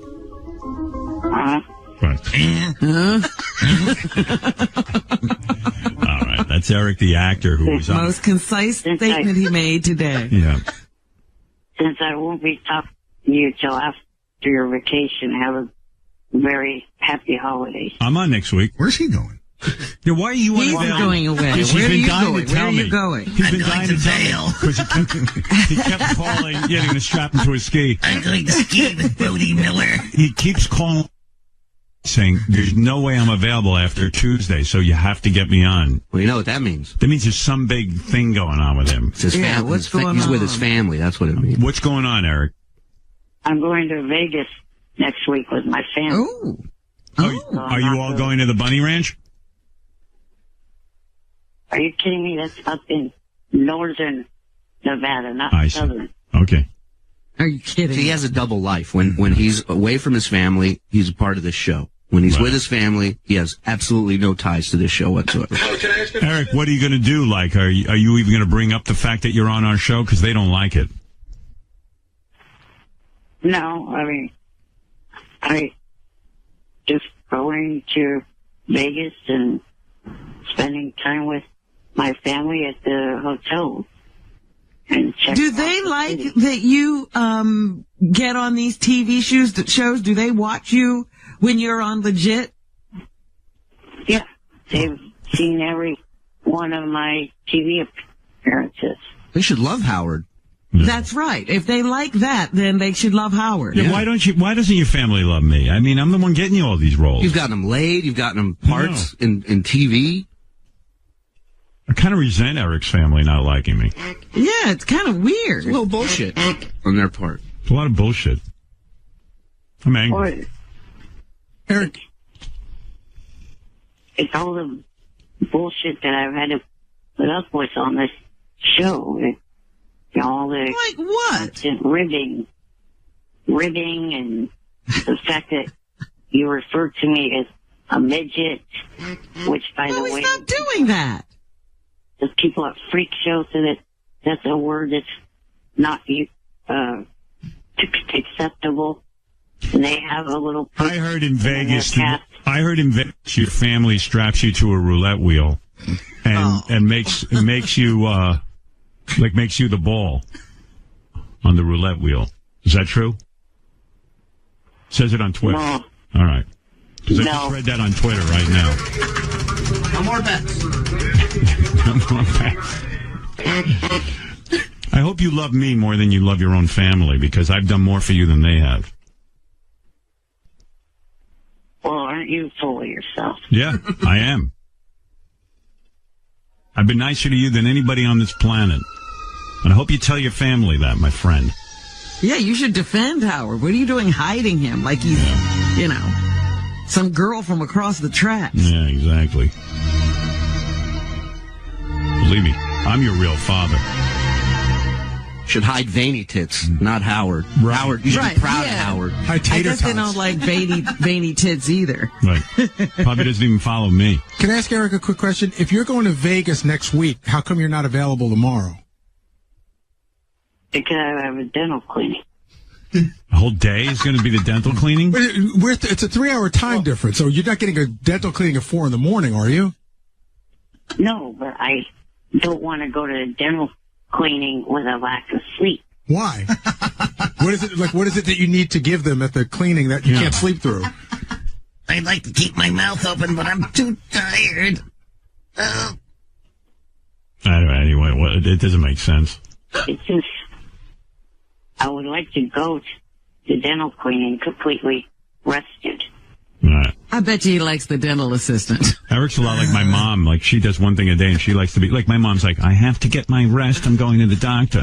And I'm like, well, what's, I mean, why do you need more rest? Yeah. Well, it's very stressful. I'm telling you, he likes the dental assistant, and he likes to be awake for her. Wants to look his best. Well, probably is at perfect tit level.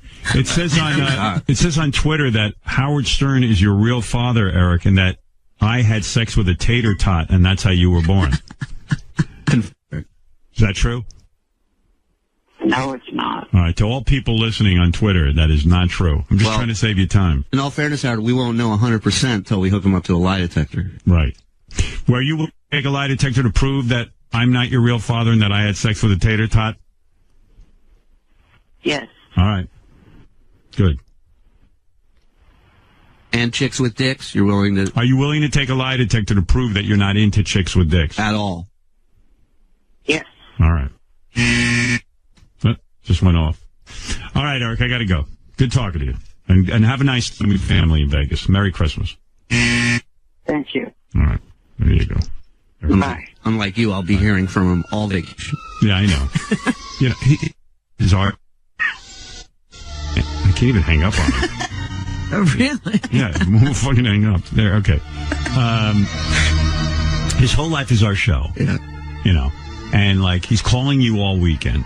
And then when he gets around his family, he's like, hey, fuck Howard Stern, Oh, if I need him. something from him and he's around his family, I'm an asshole for even reaching out to him. Right. I'm with my family. Right. Oh, yeah. What does he have? Does he have brothers and sisters? Yeah. Are they normal size?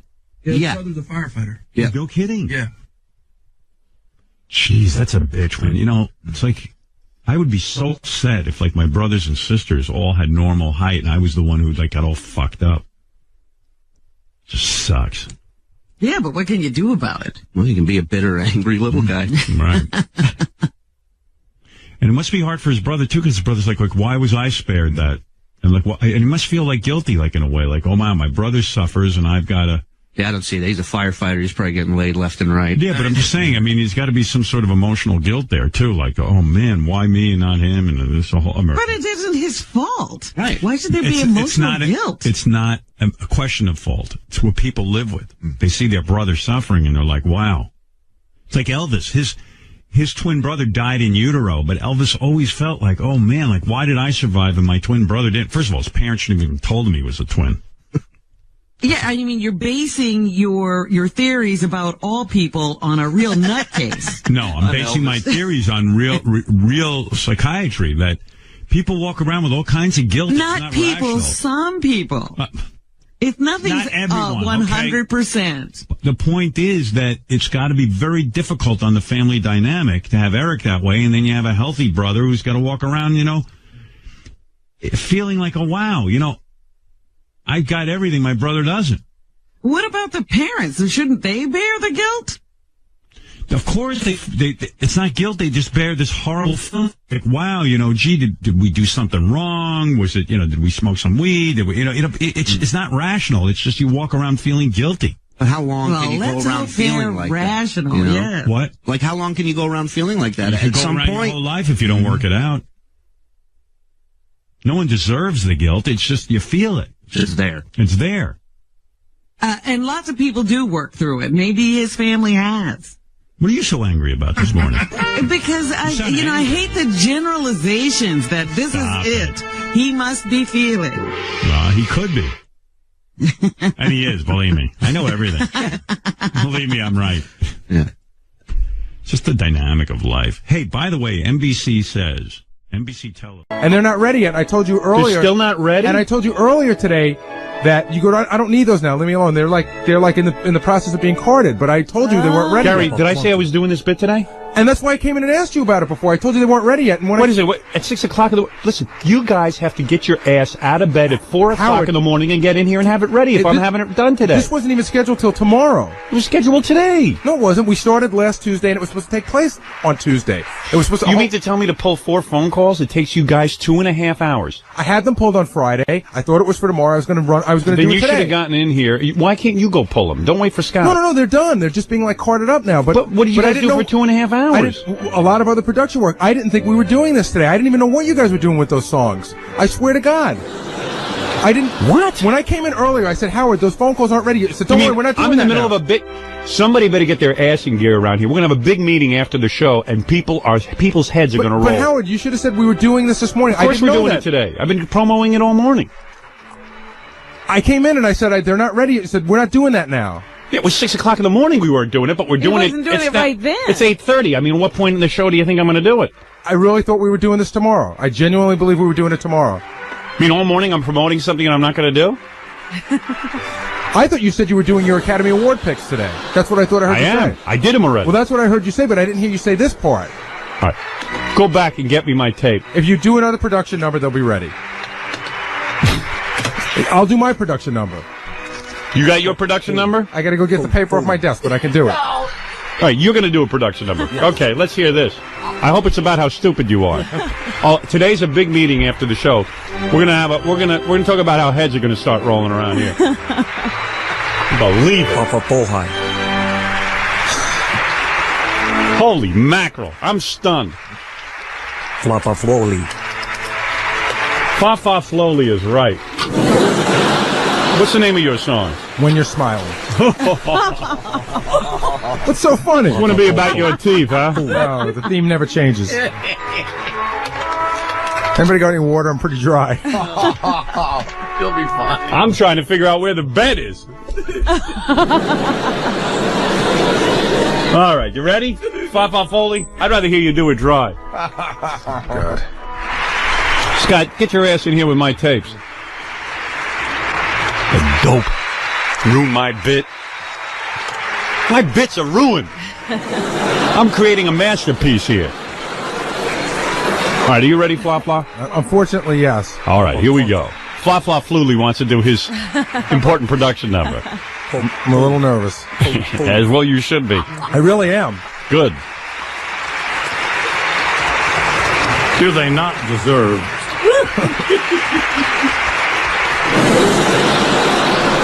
I just... That was Imus, wasn't it? That wasn't his song. I don't know. I don't know what's going on. Howard, I swear to God, I just saw the tape with the songs roll, too.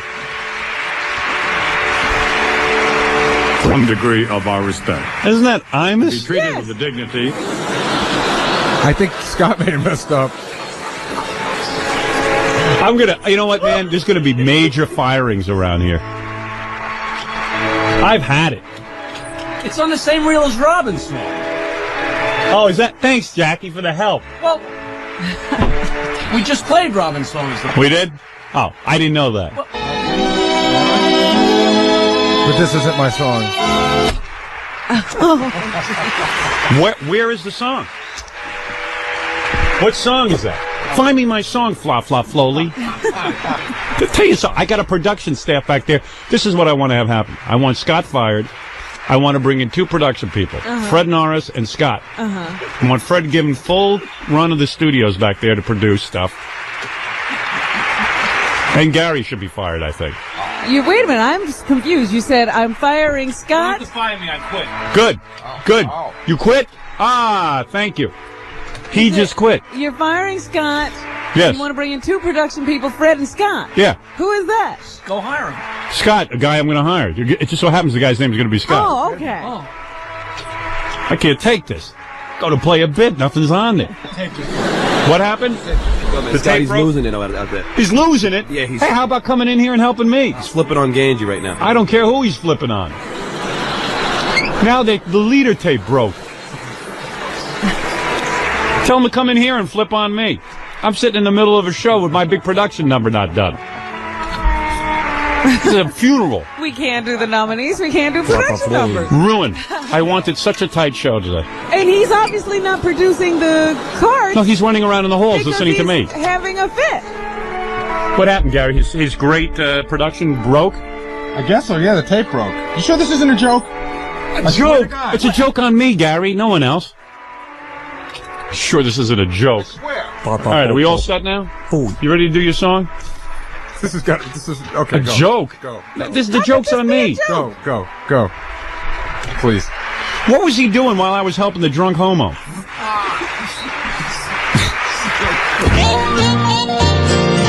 Wait, don't go back too far because I don't have enough leader. Is that Gary's song? I don't know. Yeah, no, this is I can't even rewind it. He won't let me rewind it because Scott's leader And tape do broke. you have to start singing right at the top? Scott left this much leader tape, so You couldn't afford more leader? see what I'm saying? No kidding. Boy. Want another piece? Should I get another piece of leader tape? What, are you going to We don't have slice in here? You don't have time. We just get an orchestra. I apologize. I want to apologize. I want to apologize to my audience. Scott, get in here with some leader tape and fix this thing. For crying out loud. Now the leader tape is broken. We're hiring a piano player. Fred, go get a piece of leader tape. I got to get an engineer who can put leader tape on a piece of tape. I don't want this anymore. I'm going to be firing. There's going to be mass firings around here. It's good. You know what they call it? Black Monday. Heads will roll. Was I doing great? Had your production number? Had it all worked out? Everything was fine. Ready to do the nominees. Like a well-oiled machine. Yeah, people would have loved it. You have to see the scene. I have to see the scene. What's the scene? Tom's at the window watching Scott's head explode in the studio. I don't care. Where is he to do my leader tape? Gary's stuff. Why are you doing it? Let Scott do it. That's his job. Everyone has to pitch in. Scott is still producing nominees. Hurry up. Put the leader tape on. You guys are, you know what it is? You guys have never worked. You never worked for anybody as a ball buster. It's all going to change. Are you going to become a bull buster? Yep. I'm the new Howard Stern. You watch. I ain't going to be stepped on anymore. My name is Prick. Get used to it. Not douche. Not douche. I stole the new name. I'll be douche. All right, you're douche. I'm Prick, you're douche, you're snatch. Fred, you're useless. Oh, there you go. Always. What else is new? I'm watching Gary leader up tape. This is the worst music. We're at a funeral. I know. This is not an award show. All right, can we please have the... Hello? I'm doing it. You're doing it? Yeah, it's almost done. Scott couldn't come in and do this. All right, thank you. Now go sing.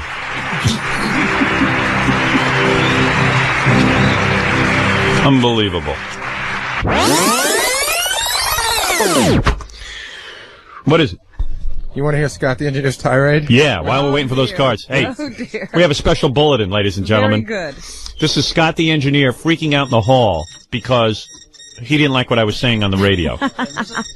No, you didn't miss it yet. You don't want to miss it.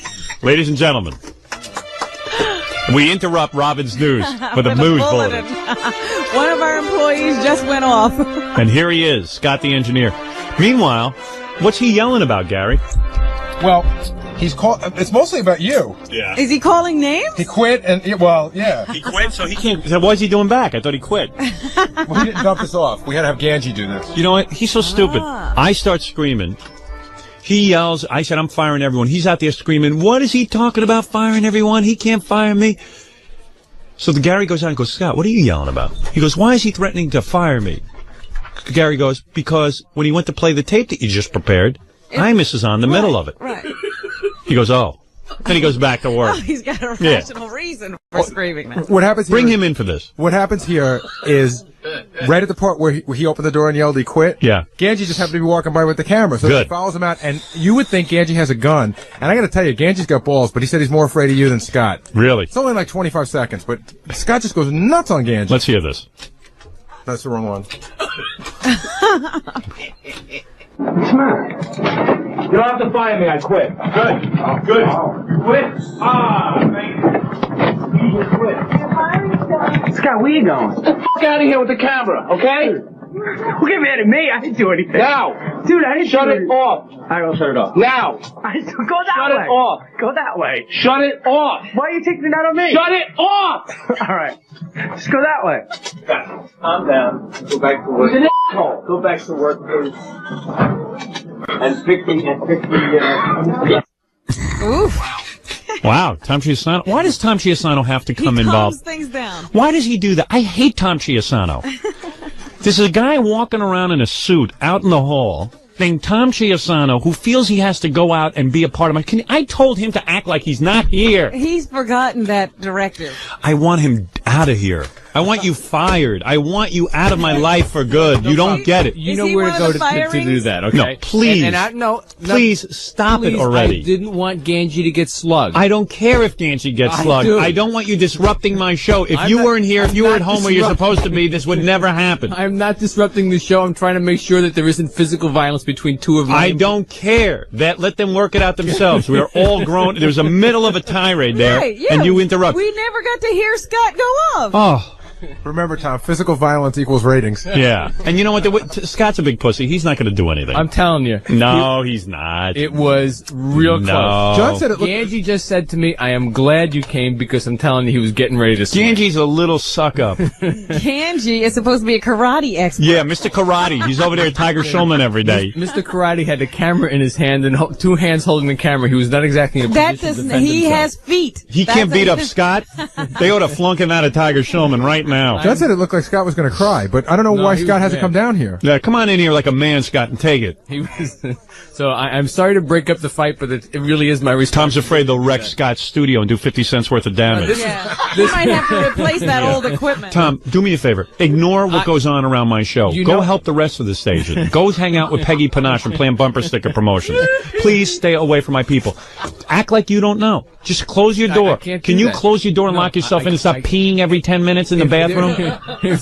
God, he roams the halls. Look, it's like Super Tom. It's like Superman I work with. He's always on patrol. The Super Tom. Please stay away from my show. You're ruining it. I can't. I couldn't. You can't stay away from my show? No, I couldn't let what was. You wouldn't have been here. Act like you weren't here. Go away. Go away. Go away from me. You're a complete ruin. You ruin everything. Can I have a carrot? Do me a favor. No. This guy pees every minute. He's out in the bathroom every minute. What is he drinking? Why don't you leave your schlong out of your pants so that you don't even have to put it away every 10 minutes? Unbelievable. It's a nightmare with you. What? Where's Scott? He is really a big baby. He is such a baby. Ganji was down there. And you tell him I demand that he come in here. And Scott was just ignoring him, pretending Ganji didn't exist. Oh, so then I went down there. Yeah. And I said, Robin, you get him in here. I said, get him. Yeah. Robin's the only one who can do anything around here. I said, we're just going to make fun of you for 10 more minutes. You're going to be more upset. Should I open the door? Yeah. Here we go again. Why is it? I can't get a tape that it doesn't snap. I don't know. Scott said they bought special tape for us. Look at, hey Tom, why don't you worry about the tape? I think the tape broke right in the middle. It broke it at an end. Right. Unbelievable. The tape snapped and so did Scott. Yeah. It's snapping on me. Robin will get him down here. Oh, yeah.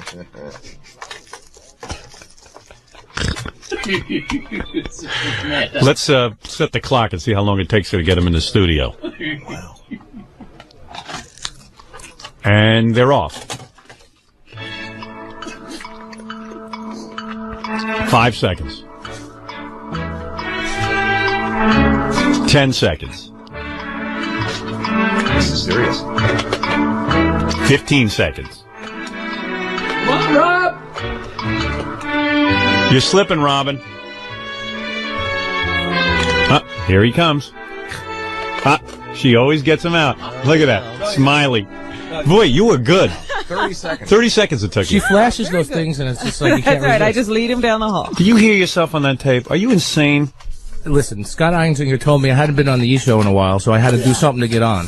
Now he's all calmed down. Look at him. This is the funny Scott. What happened? You snapped? If you want to call it that. Did you? He's still saying he and Ganji have something to work out later. Is that right? You're going to beat him up after school? Oh, yeah. I'm going to be waiting for him downstairs. Why? He's doing his job just like you're supposed to be doing with it. You're not. Of course I'm doing my What was job. Imus doing in the middle of my tape? I don't know. That was a mistake. Oh. Because I had 10 things on the plate at one time. Yeah. Was one of those a cigarette? Obviously. Wow. What else could Listen it to be? this guy. It's unbelievable. Here, listen to yourself. I want you. This is an encounter group. I know what I sound like. No, you don't. Yes, Listen. I do. Listen. What's the matter? You don't have to fire me. I quit. Good. Good. You quit? Thank you. You quit. Scott, where you going? Get the f*** out of here with the camera, okay? Who get mad at me? I didn't do anything. Now. Dude, I didn't shut it off. I don't shut it off. Now. Go that way. Shut it off. Go that way. Shut it off. Why are you taking it out on me? Shut it off. All right. Just go that way. Calm down. Go back to work. He's an asshole. Go back to work. Super Tom. He calmed me right ass. down. Yeah, because you see your job going out the window. Do I get a role in a movie now? Yeah, you're some actor. Wasn't that All right, get out of here. I'm sick of looking at you. Go back and do your work. So fast? Yeah, I just wanted to see you walk in here with that dopey look on your face. You're insane. Quitting. Didn't I tell you it'd be over quickly? Yeah. Once he comes in, it ruins it because he's so goofy. I knew that. I told her that. I was upset. But I'm over it now. But he did say, you're lucky you didn't lose a camera. And Tom, I think Scott would have resorted to physical violence. Would you explain to that moron that you wouldn't have? Never. Of course not. I've never punched anybody. Tom in is my so life. stupid. He has complete lack of knowledge when it comes to human nature. He wants to feel valuable. He has to do something. So he goes into a guy who he knows isn't going to do something and stops him from doing it. I know how to yell, but I can't punch. No, I just know you wouldn't, and it would have been fun. And Tom knew he wouldn't. Do you think Tom would have really gone in there if he thought a fight was going to break out? No, he's a big pussy. Tom's worried about his face. All right, thank you. And go explain to Tom you weren't going to hit anyone, because Tom's a moron. Okay. I didn't hit anybody. All right, thanks. Okay. Should have hit the doctor. The doctor that was there when you were born. Go ahead. Take a break. Oh. No, not you. Fred. Voted for myself, but I would have voted for you or Casey. Who did after Benji listening vote? But this is the one I've been waiting for. Right. Least important to the show. Now, this was very difficult, Sure. and I didn't like writing this down. I didn't either. And there's a lot of people that, could have been written in for whatever reason, but I think everyone's important to the show, but the least important to the show, I voted for KC. Let's go around the room. Wow. Well, why not? All right. We're going around the room. Guys, Why it's can't sad that we you just didn't do vote for a me. vote? Because Stuttering John will write some stuff occasionally. He'll help out with the music. He'll go out and do interviews, although he hardly does it anymore. And I thought Casey wrote. he does, but he hasn't been writing a lot lately. What are we doing? Well, how about all the, what are we doing right now? Wait, how about all the stuff like, whatever. Yeah, In he terms comes of up with gossip for you games. with everything that's going on. He gets gossip. He'll go to lunch with Artie and come in and know how to make it funny. I think John's a little more important to Casey. I'm sorry.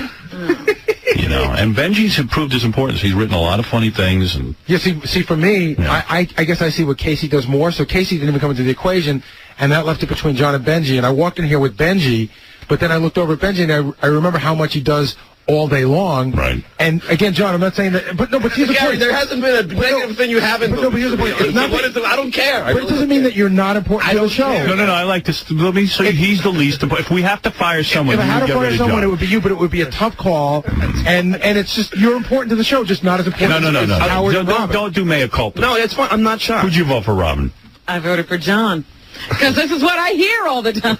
Right. Well, you can't always go by Gary. Casey, who'd you vote for? I voted for John. just because, as far as what goes into the show and stuff like that. I mean, he's great when he follows people around, he tells on people, which is great. It's good for the air and stuff like that. But Well, that's what the whole point of the show is what's good for the air. I find that John. Jesus. John, not Yeah, only there's also some other stuff that goes into it too, John. Fred, who'd you say was least I important? said Benji because John's been with the show longer. He's done a lot. For a body of work, he's done more stuff. But he doesn't. But he doesn't do that body as much anymore. If you're going up there, that I get recognized. I'm not saying Even when he goes out and asks questions, we have to write it for him. Yeah, all right. Yeah, You're right. Maybe it is John. I went to KC, but who did you say, Artie? The single most depressing thing for me is when I take days off of the show and I'm in L.A. and I'm driving around listening and I'm laughing just as hard as I did 10 years ago, and I realize I'm not needed. So I'm a very lucky guy to be sitting here, and I always realize that. So I voted for me. Wow. I didn't consider that. You know, you're right. I didn't think of that either. Yeah, you know what? You're making a good point. I'm in L.A. in traffic, and I'm going, wow, the show's really... Casey, I apologize. Sorry. Yeah, okay. And Benji, who did you vote for? I voted for John. All right. Who won, John? John won. John is least important to the show. That's correct. I don't care. Who'd you vote for? I voted for Casey. That's all I care about. I'm sorry, Casey. So me as your boss, you could care less. No, I care about what's on the air because what I think I do is good for the air. It might not be good for the back production that you're doing back there, but I think it's. See, that's what I think it's funny that I'm in charge, but Joe could care less than I think. Howard's ultimately in charge, Gary. I mean, I'm sorry, but he is. He's in charge. He's in charge of the content of the show. Is Howard. So if I'm part of the content of the show, then I'm glad Howard would say I'm not the lead. But don't you care about what people think about The Office? No, I don't care about you because everything you vote for is me. That's not true. So why would I care what you vote for? You know, I don't. It's so jaded. But it's not jaded. Yes, it is. You don't. There's a certain. It's so you have John, an agenda with me. It's so obvious. Lack of enthusiasm. It's so you bring to the gig. No, it's a total enthusiasm on the air. I'm totally enthused to make the show. It's anything I can find out. I'm in here with it because I don't care if I'm losing everybody, every friend here. I'm happy that the show is better for it. I'm happy about that. I don't care because what you think about there because I'm not staying too full and tape for you. I'm happy with what's on the show in here. So I'm glad that Howard didn't say I was leaving. That's all that matters to me. I'm sorry. So then, it's Howard Stern. Do me a big favor then, and don't take this person. Do me a big favor. Don't come to me anymore at 11 o'clock and say, "Can I help you with anything?" I'll help you because you obviously don't want to. You don't do whatever you need. You know what? I'm going to say this now. We were going to Vegas, right? Right. So John, we were all overworked. John came by, said, "Hey, can I do anything for you?" So I gave him something to do, but John doesn't stay. He takes it home. He makes phone calls from home, and then people call back here. No, Howard, I gave my personal number. If you can't stay here to do the job, I don't need you. That's a lie. I gave my personal number. And did it? It's just weird. Where do you have to go? And handled the whole thing. But to me, emailed everybody. Can I just say something? To me, if I need your help on a rare occasion, so if I need you, when you're not here, all I see is you and Artie eating lunch, and I'm thinking, gee, you could be here. You know what, Gary? You go to the gym. I hear you go to the gym almost every day, have plenty of lunches during the day, and that's even a farce. And plenty of people behind the scenes have told me that you leave around 12 o'clock, go to the gym, and come back at 8 or 3 or 4. No, I don't hear it's always that late. And you know, how would you know, John? You're never here. How would you know? People have made observations about you that say it's so hypocritical that you goof on me for for leaving. Well, that's really interesting. Why don't we both take a week off and see how much the show suffers? Gary, separately. I know you're important to the show. I didn't say you were least important, Gary. I know you're important to the show. I'm not saying that you're not important. I think it's funny that you. I still think you're the ugliest. I think it's funny that you do nothing to help me, yet you yell at me that I don't do anything that you want.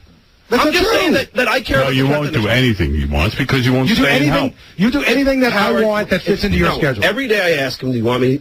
I'll do if he wants me to do something, I'll do it.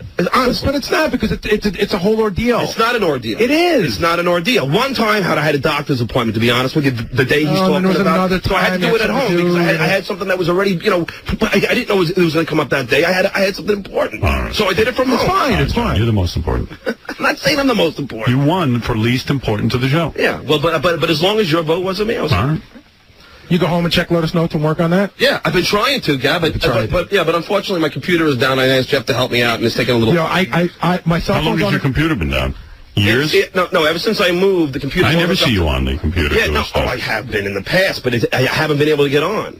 My cell phone's on in the car. I take calls for work all day long. I'm not saying I get home and I take phone calls for work. I'm working on the show from home too. I just don't think you have to say. You're the producer of the show. You should. I think it's funny that it's fine with me, but I think it's funny that you're taking shots at me that I'm not here enough when you wouldn't even be here to know how much I'm here. No, people just come up to me and say, it's funny Gary goofs on you about that. And meanwhile, as soon as you're out at the gym almost every day. First of all, I'm not out at the gym every day. I go to the gym twice a week.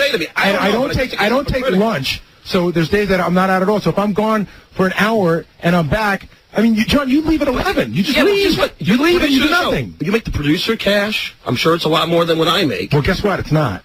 Yes, it is. It's not. Oh, yes, it is. It's not. I know what you make and I know what I make, and guess what? It's not a lot more. Wait a second. Are you including my show? I don't know what you get paid for, but so what are you including? My salary for the Stern show? It's so much more than me. Do I make 5 times more than you? No. Not 5? Do I make twice as much as you? Probably not. Probably do. Probably not. I think so. All right. There it is. Did we resolve anything? No. Well, at least you got an FM. No FM. You think that you're more important. Gary kind of feels you slack off. I'm not saying, that's what I've been hearing from Gary. I'm not saying I'm more important I've heard than Gary. people say behind back that Gary spends a lot of time outside the office, but I feel he's functioning. I'm not saying I'm more important than Gary. And you know what? All I'm saying is that Gary has an agenda with me. No, but it's been this way since I've started. I don't think so. I think he finds that you don't contribute. He hates that I goof on him, and this is the way to get mad. But John, that's not true. I'm very fair. Yes, it is. I'm very fair about I don't think that's I do. My big beef with you. My big beef with you is your work ethic. Yeah, that's my beef with you. See, you know what, Howard? When Jackie was here, right? When Jackie used to be the guy that would goof on Gary a lot more than me. Okay. Jackie's gone now. So now I'm here. So I'm the only guy who really goofs on Gary. I'm the only guy. But I don't think Gary's confusing the two. I'm not. I think he's saying, hey, there are times if I say to you, we're all overwhelmed, do your work from here so I can be a part of it and we can work and get this all done together. If you go home, you're removed. If that were the case, then why has he said to me off the air when it's like, if I'm brutal on him, he'll say, yeah, John's always wanted to stab us in the back. Oh, listen, I don't like that, but Howard's absolutely right. I'm not. You're saying he has the ability to discern the difference? I do. I think he does. I think I'm pretty fair that way. Okay. I disagree. And I mean, how often do you come to me and say, instead of at 11 o'clock saying, what can I do for you? I said, do you need me to do anything? How about coming to me and go, hey, it's 11, I was thinking about maybe I'll do this, or maybe I'll do that, or I heard Howard saying this morning, Howard, we need more of this, more of that. How about coming to me with a project? It's just like last night. Like, anytime I see something good for the show, and Howard, I know that you know this. If I see something good on television, or I'm always the first one to talk about it. I watch TV at night. Whatever I can get. We all do that. I think everyone does that. Right, but I'm saying it's not like I'm not thinking of the show outside of the show. No, but there's things that you can do for the show that aren't fun. And if I find out information about anybody, I'm the first one in here to do it. Gary's saying you're good at coming in here and getting airtime for yourself. He's saying behind the scenes it's a little more difficult because you're such a superstar in your own mind. Plenty of time, Howard, off the air, and I've come up to you. You're not going to get the glory necessarily. Yes, fine. Doing some office plenty of time I've come to you off the air and said, don't even say my name on this. Really? I don't recall that. I just did it today. I didn't even want the thing about Artie's pubes to know that it was from me. But there are things that I do all the time. I say, don't say my name because I don't even want to be connected to it. But you're not getting the distinction that you don't like the non-glamorous jobs. No, I don't. I'm not. I think Gary's a great producer. But okay, enough of this. I'm sure you guys can take this up off the air. Here's the funny thing. I'm not angry at John at all. Dominic, you're on the air. Please do this tomorrow. I'm begging one more day if this is the festival. You like this? Oh my God. Howard, honestly, it's just like I said this. People have noticed the friction between Gary and I. And this is not I make no bones about it. There's friction between us. So let me just give you an example. If I come into the office and just say anything, Gary pounces on me like a dog to a cat. I just find I don't agree. He's completely annoyed. I don't agree with you on a lot of things. I just don't. You and I aren't on the same wavelength. But it's not disagreement. He pounces on me like I just insulted his wife. Yeah, but John, he's your boss, but you don't even respect him. No, that's not what it's about. That's not what it's about. This is not about boss thing. It's about, hey, I saw something on TV last night. No, the problem with you Hold on, Howard, listen to this. John, did you ever notice you're never wrong? And did you notice that you and Fred had never wrong either. Did you ever notice that you and Fred had a huge argument in the office last week, and Fred turned around to you and said, Gary's right about you. Yeah. Oh, see, and I knew that would like this. I had one fight with Fred. Fred argued? No, it wasn't even something silly. John made a mistake. He couldn't say, you know what, Fred, I effed up, you're right. You know what? He had to fight Fred to the bitter end. I love Fred, and I don't think, and Fred's not like that. He doesn't walk around and just, what did you do wrong? Let me just tell you these. There are two in a row, obviously, that I'm talking about just in the recent weeks, and it was just amazing. And believe me, people shook their head and go, what the hell's his problem? I went, and all I said was, Kelsey Graham is like, bitching that he's mad at you because you made fun of Camille's irritable bowel syndrome, right? Mm-hmm. So I'm listening to a car to Kelsey, kind of go, Casey shouldn't be so mad. Kelsey shouldn't, be so mad at that. Why not? Who said that? I said, why not? Why shouldn't he be mad? That's not how it What if it happened to your kids? I said, John, what if somebody... It's like... John's complained that people made fun of his kids or people make fun of stuff. And I said, how would you feel? I said, I don't, listen. His wife comes in here, though, Gary. But I can disagree with John. But his wife comes... Let's take up the disagreement, why John's right. His wife comes in here, talks about irritable bowel. They come in, they know it's a comedy show, they know it's a Howard Stern show. You hear that, some farting noises, they're laughing, then all of a sudden you hear they don't like it. I'm not saying that Kelsey's rational. You're saying that because you disagree with John... But I'm not saying that John thinks you hate him. But he pounced on me and then said, well, suppose it was your kids who had the... He's having a disagreement. Okay. But it's not just... John, shut up a second. I'm not saying Kelsey's rational about it. What did he fight with Fred? Then the other one... Well, I don't know what it was about. That's I was wrong, and it was something that was just... I was doing my show. Somebody needs some information, and it was just a bad time because I was right in the middle of doing it. So John gave Fred the wrong information. No, I had it, but I didn't have it. It's stupid. I didn't have a state, but I had the city, and you gave him the wrong information. I figured Columbus, everybody knew would be Ohio, so I didn't put Ohio after Columbus. That was the big thing. Howard, then the other time... I'm in the wait, hold on. So Fred came over and he said, John... Well, this is about Fred, and I'm not really... But this is about you as a fighter. Fred's right. But he wasn't right that day. He's right now. No, because I didn't know that I didn't write the Ohio. You fought him to the bitter end. I didn't know I didn't write it, though, Gary. It was the weirdest thing, Howard. It really should have been... Fred said, hey, what is this all about? John said, oh, gosh, I didn't realize that. Howard. I'm sorry. And since then... That would have been all over. Instead it was like... Well, everybody knows what that is. Yeah, but you know what? Goes, John, what am I? I'm saying I was wrong. You're saying that now that they... Because I didn't know that I didn't write it then. You wasted a lot of time arguing. It's just Fred and I.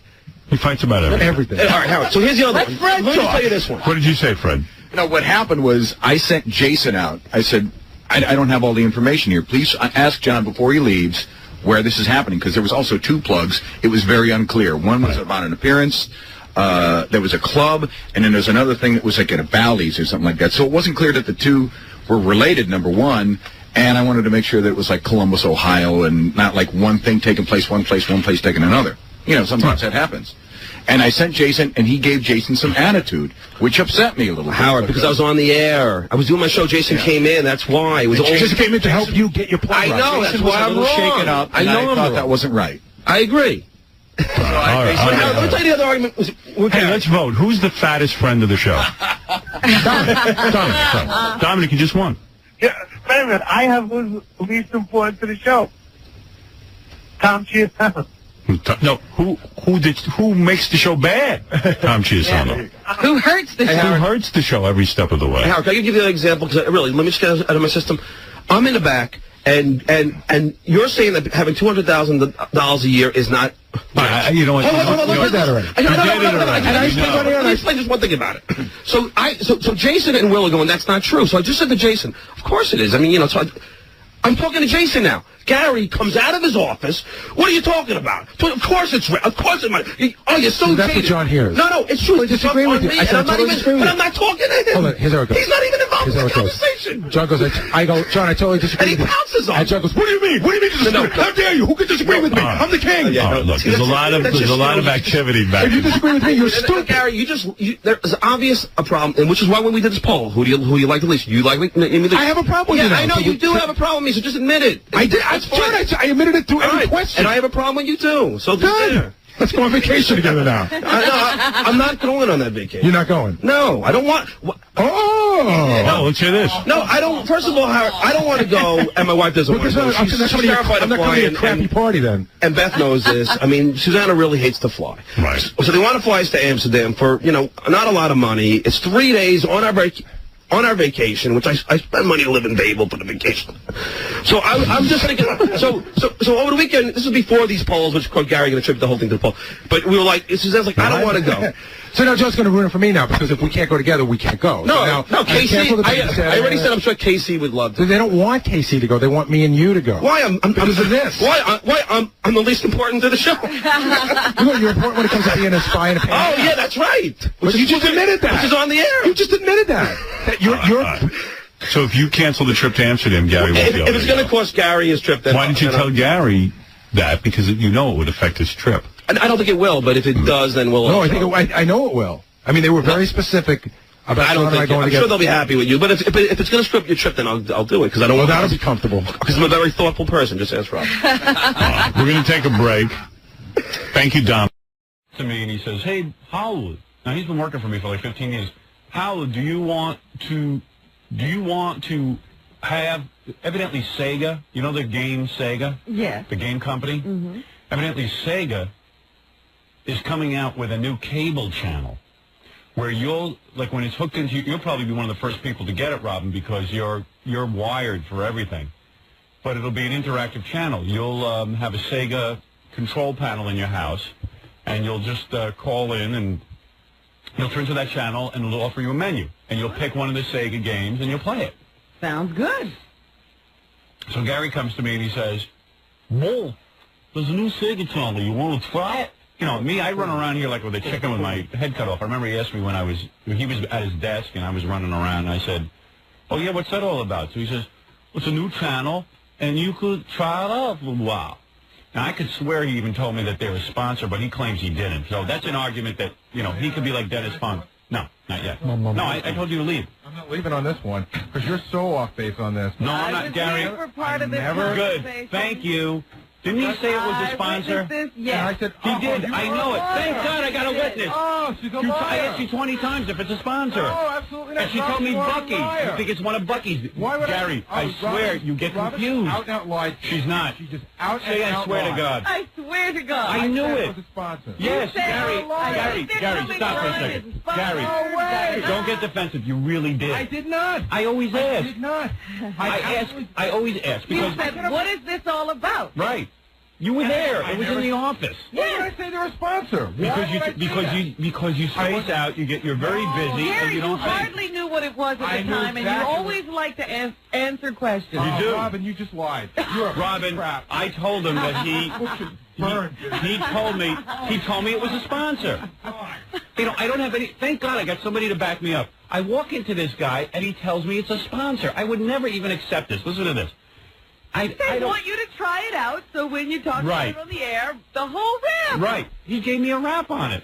I'm telling you. He even told me it was. He's carrying on like this. I know, but you see what it is? When it's his word against mine, everyone assumes that I just don't know what I'm talking about. He does this to me all day. I thought you were leaving. Not true. Gary, honestly, This is the scariest thing, Robin. I swear. It's the scariest thing you've ever done. But Gary, I'm telling you, I remember the conversation with you. Two of us are wrong. Gary, oh, wait a second. Stop. That stink is in here again. Howard doesn't know. Can we what get rid of happened. this garbage He can? wants it to happen. No. So I could be wrong. Gary, He's just going to lie for Gary, I don't take product. First of all, let's assume you were right. You didn't tell me. Where is your brain? You know that I don't accept anything from someone who's not a sponsor. I don't know that. And then, of course you do. You're working for me for 15 years. What did you go to that movie the No. other day? Well, I'm not talking about going to see a movie. I'm talking about, I can go see a movie. That's a $7 movie. I can't accept a whole Sega channel from somebody. I did not know that. And you don't know that? How could you not? We've had this discussion a million We've never times. had this discussion. You see me taking things from people who are not... I don't know. You don't know. I know. You don't know a thing. This is my problem with him. He just doesn't know. He doesn't know what to do. It reeks in here. I don't know. I have 2 minutes. Tell me all you know. I don't know. Goddamn liar. Robin is not a liar. So I walk into the Just office. because I don't agree with him, I know. I'm a goddamn liar. Yeah, right. So I walk into the office, and he says to me, the Sega channel is going to be on the air. I know what he said. Believe me, I wouldn't accept something that isn't going to be on the air. And you know what? Even when it is a sponsor, I don't want anything to do with it. I don't want the product. But he kept hocking me with this, do you want this Sega channel? Do you want this Sega channel? I even remember him coming back again, and he didn't know whether it was TV or computer. Yeah, he didn't. But that didn't happen. I didn't see it. Right, I know. Goddamn liar. Right. I know, and he's telling me that I don't know what I'm talking about, so what am I supposed to do? Now I'm in the embarrassing situation. So listen to this. So I finally said, hey, it's a client. They want me to check it out so I can talk about it on the air. My kids would probably love to use it. So I'll try it out for a couple of months, the Sega channel. And then they have to send a guy to install it in your house, he tells me, and all this stuff. I said, no, you know what? Jeff Schick's the IBM guy. Maybe he'll help me out with it, because it's a computer thing, and Jeff says he can handle it. So I go home, I see this Sega channel, and it's great. It's all installed, and I'm telling you, it's a big menu, but it's a big computer box and the whole thing because it's not set up on Long Island yet, so we have to do it through a computer. It's not the way it's going to work in your house. So then all of a sudden, there's like a contract that has to be signed saying that, you know, that I'm responsible for all the equipment in case it's damaged. And I go, this doesn't sound like anything that I've ever been asked to do by a client. What? I don't want this obligation. Let's get this thing out of here. So I call up Gary. I have Laura, my assistant, call up Gary and say, what kind of client is this? I mean, why am I signing? I mean, I didn't ask for this. I don't want this. I don't want this responsibility. I don't know what this thing's worth. It could be worth, I don't know what it's worth. Well, maybe I have to put my house up for collateral. I don't want to be... Why would you automatically assume it's a client if somebody hadn't said that? Right, because I would never, first of all, I never would accept something from someone, because you know what they're going to expect? A free mention every day. And I can't represent that. If somebody lends me the Sega system, I can't represent that I am going to sit there and do free commercials for them. I don't own the radio station. I don't think it's proper. So, I get this whole thing installed. It takes, a long time to install, get it all set up. And I see this contract. So I say to Fafafui, what is this contract? I go, this is a client, right? He goes, oh, no. They just wrote a letter asking if you wanted to use it. And now, he gets a letter like that, and he doesn't know that I can't accept something like that? Where's his head? He knows I can't accept something like that. Why didn't he just give me the letter? I don't know what he's doing with the letter. Just give me the letter. And I remember 27 times asking him if it's a client. There was no letter. What was it? There wasn't a letter. The publicist for the Sega channel. And you don't know I can't accept that? I told you that. I told you that so many times. No, Gary, you just didn't. I just absolutely did. Gary, then why would I accept it if I didn't know it was a publicist? You don't even know that I told you that. You want to think that. I got a witness, an eyewitness who's telling me the same thing. You told me it was one of the accounts of the station. You did. There's no reason for me to tell you because it just wasn't. You just didn't listen to the question. I knew that up front. I knew right. And if you knew it, you should have said to me, Howard, you can't accept this. I don't tell you what to do. No, excuse me. I never tell you what to do. Listen to me. In the 10 or 15 years that you know me. I don't know. I wish I could think. Have I ever taken something from anybody? What did I have you do the other day? Did I have you return a printer? Why did I have you return that printer? I'm not sure. A company decides to send me a computer printer, a portable printer in the mail. I said, I can't take this. That's one of the reasons is why I sent it back. That is one of the reasons. That's the only reason you sent it back. I thought the other reason was because we already got 3 of the same one as well. No, it's not the same. And I don't have 3 of the same ones as well. I mean, what are you talking about? What do I have 3 of the same? Didn't we get like no for your birthday? No, it's a portable printer. I don't need it. I don't want it. And they're not a sponsor of the station. And even if they were a sponsor of the station, I have trouble taking it. I don't want to owe anybody anything. He doesn't know this. I don't know how he could not know this. He gets a call from a publicist. He just say, Howard can't, are you a sponsor of the station? I'll refer you to the sales department. He knows this. He knows this. I don't know this. And you were in the office when the phone call came in. No, there was no phone call. There was no letter. Not when the phone call. He was doing his thing. I was behind him, and he said to me, Wolf, you want to say this system? I said, oh, is it a client? Yeah, it's a client. I never said it. You did. You did, Gary. I remember it. I remember it. I swear on my mother it never happened. I swear on my mother's life. You got Robin who heard it, and I heard it. Robin doesn't know anything. I got Robin's book. Wasn't yesterday, wasn't Robin like kooky, and all of a sudden she's like the world? She's got a great memory. For what? You just said everything in her book isn't true. What memory does she have? You said Howard Stern said everything in Robin's book is not true. Yeah, but that has nothing to do with her memory. Of course it does. Does she made that stuff up? No, she claims she remembers that it happened. No. Her words, Robin's she even admitted to me in private she made it up. No, wait a second. Liar. Robin's exact words were, hey, that's the way I remember it happened. All I know is I got a memory, and I remember you saying it to me. Because in my 20 years in show business, if you want to call it show business, I've never yet accepted anything unless it's a client of the station. I just think I made it. So you don't know this. You don't know it. You're oblivious to anything I do. And I know what you said to me because I wouldn't even get started with Sega if I didn't know that they were going to be on the air with us with this product. Gary, I'm not going to argue with it. On 2 counts, you should know automatically that you can't get a phone call from a publicist and line me up with, I don't know, $200,000 worth of equipment or whatever it is. That was what it was, $200,000. You got to see this whole rig. There's a huge computer rig in my house. Okay, I didn't know. It wasn't mine to. I just. It wasn't you. All right, listen to me. Don't pass me any information like that. That's what I'm telling you. I can't accept that. You know this. No, I don't know that. And I am telling you, I was in the office. I don't remember Robin being there. But I remember me being in I remember there, Robin and me being asking you, listen, I don't want to spend so much time on it. My point Then why did is, you even bring it up? you can leave. No, but what are you going to hammer me about on the air? Why bring it up at all? Why did I bring it up on the air? Why does the whole country have to know this? Because it's important that they know that I have an office that's in disarray. No, before they know that you're a dictator. Oh, I'm a dictator. No, you're a dick. I'm a tater. Right. Right. I'm trying to get the second. All right, get out.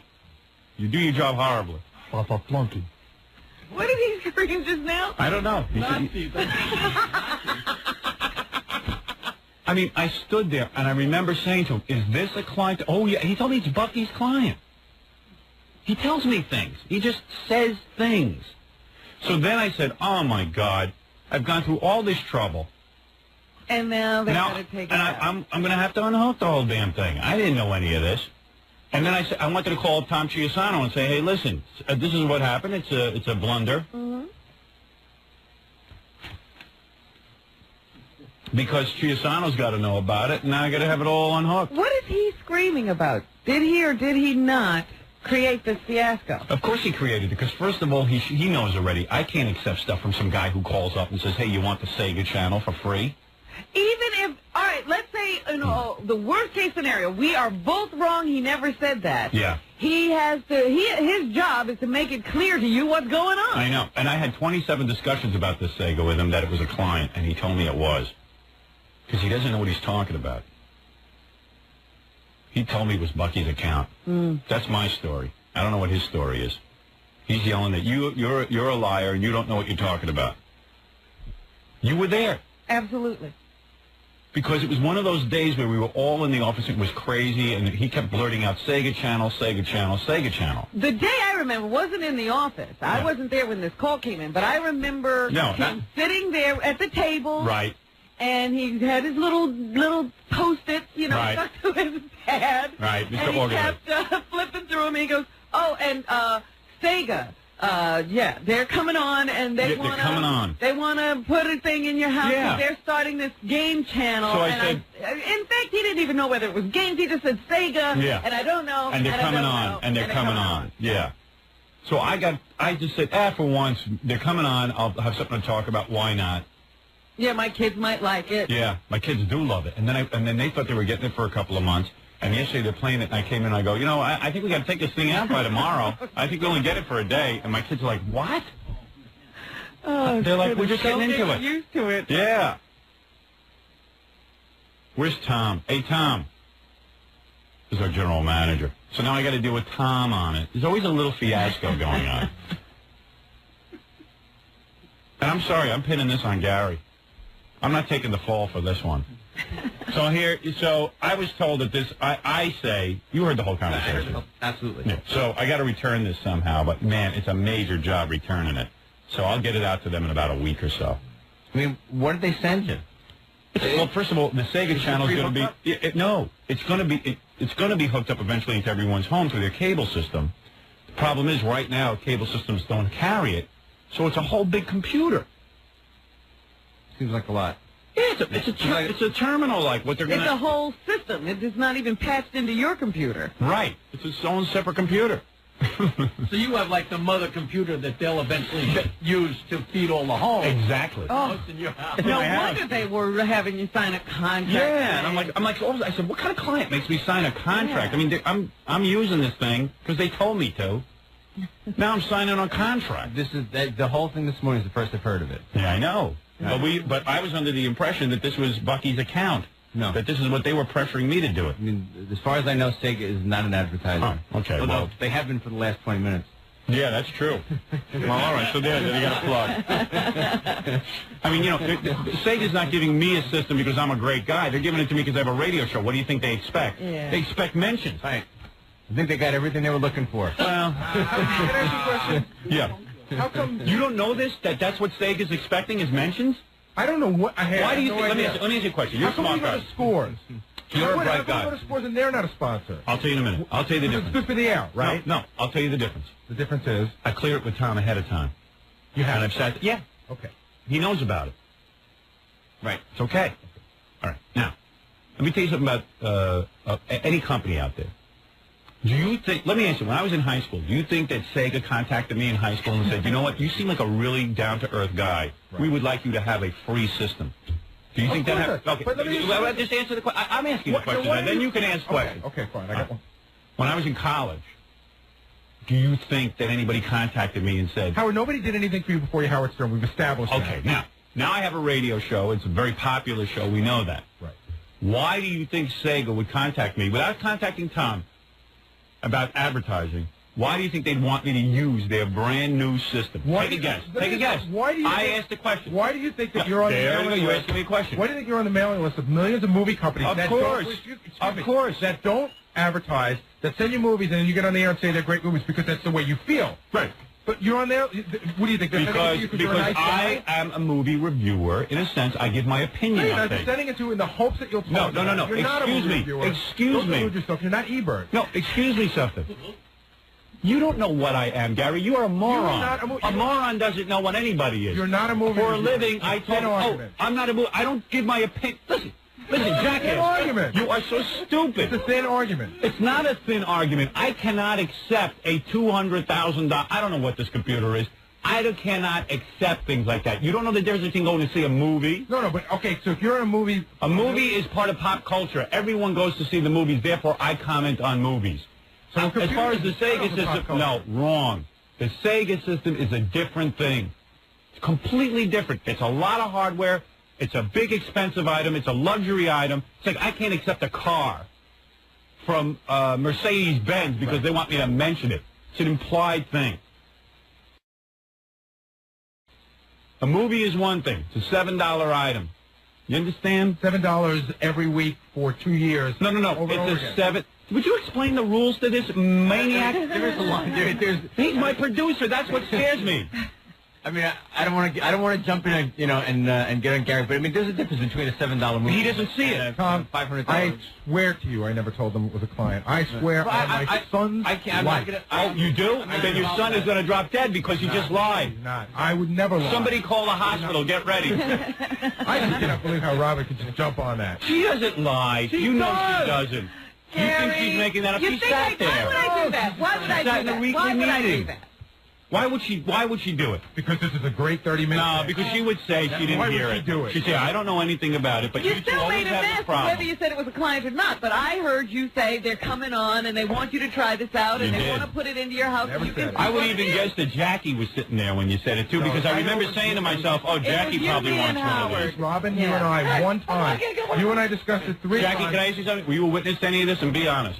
I might have been in the room because I remember the word Sega, but I was paying no attention. He mentioned it a second time when Jackie and I were in the room, and that time is when he told you it was they had to bring the computer or hook it into your computer. I would take a polygraph. I would be more than one to take a polygraph. In your own, I would take one. Because you're a cabbage head, you probably would pass. You probably don't remember saying. You don't know what you say. I know. I am telling you, I don't accept gifts like that unless it's a client and it's a specific reason because I'm going to talk about it. What? Hello? Both. Oh, here's Gary Puppet. I'm so happy in my life's work. And my job in life is making you miserable. Yeah. It is. You're good at it. Listen. He left. He left. Gary left when the puppet came out. You don't need him anymore. Drove him out of the room. Here's my point. I'm telling you, listen. I was there, and he certainly didn't sit and say a publicist from Sega called and they'd like to give you assistance. I know. I never said that. I can't accept systems. I will swear to that. And he knows that. He's heard me on a million times say, Gary, I can't accept something like that. At this point, after this half-hour conversation about Sega, they should almost turn you down when you say you're going to send it back, but you should send it back. No, I'm going to send it back. But what I'm telling you is it's going to take me about a week or so because I got to get Jeff to do it, and he's busy with IBM and all that. Okay. No problem. Good. Just so you're aware. Thank you very much. Yeah. I'm signing contracts on this thing, and I'm going, wait, I better call Baba Booey. Why is the client having me sign a contract? It never occurs to him that there's a big mistake, and it must be him if you're calling him saying, what is this contract all about? Since he's been working for me, he has never once admitted to making a mistake. He has never once. All of a sudden, I went out of my mind and said, hey, I'm going to accept a publicist's gift. I'm going to throw my career out the window for a stupid game that I don't even play. I just love Sega so much. Yeah, I got to have that. I can't afford to buy a Sega system for my house. I can't afford to buy some Sega. What is that, Gary Puppet? Wolf, did I happen to mention to you that NASA wants to name a rocket ship after you because you're so handsome? Oh, is that right? I swear. Uh-huh. Hey, Gary Puppet, you're not stupid. You're not stupid squared. You're stupid cubed. Wolf, I know I'm a barren brain, a dead dome, a blank brain, a dense skull, monsoon mouth idiot. Stop me when I go too far. Let me ask you something. In all the time that you've known me, have you ever seen me accept something from an outside source that wasn't a client? Absolutely that wasn't not. coming on to advertise? No.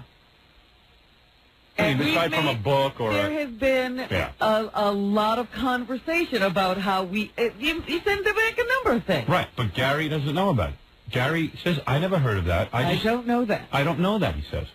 I don't know that. How could you not know that after working with me for 15 years? We constantly sit around talking about payola and plugola and all of that stuff. Yeah, I'm going to come in here and do a commercial for Sega every day.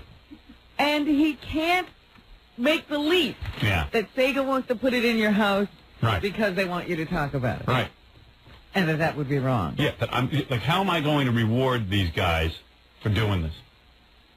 Yeah, I won't talk about it. They'll be real thrilled. Yeah. That they just want to give this to you. Yeah. And he doesn't know about any of this. He's never heard this before. He's never heard this before. He says he's never heard this before. This is what he just said. He doesn't know that. I don't know that. I just take the phone calls. I got a call from a publicist. How come? That's why Morty makes so much more money than Gary. Because Morty knows Letterman can't accept it. You think Letterman accepts a Sega system?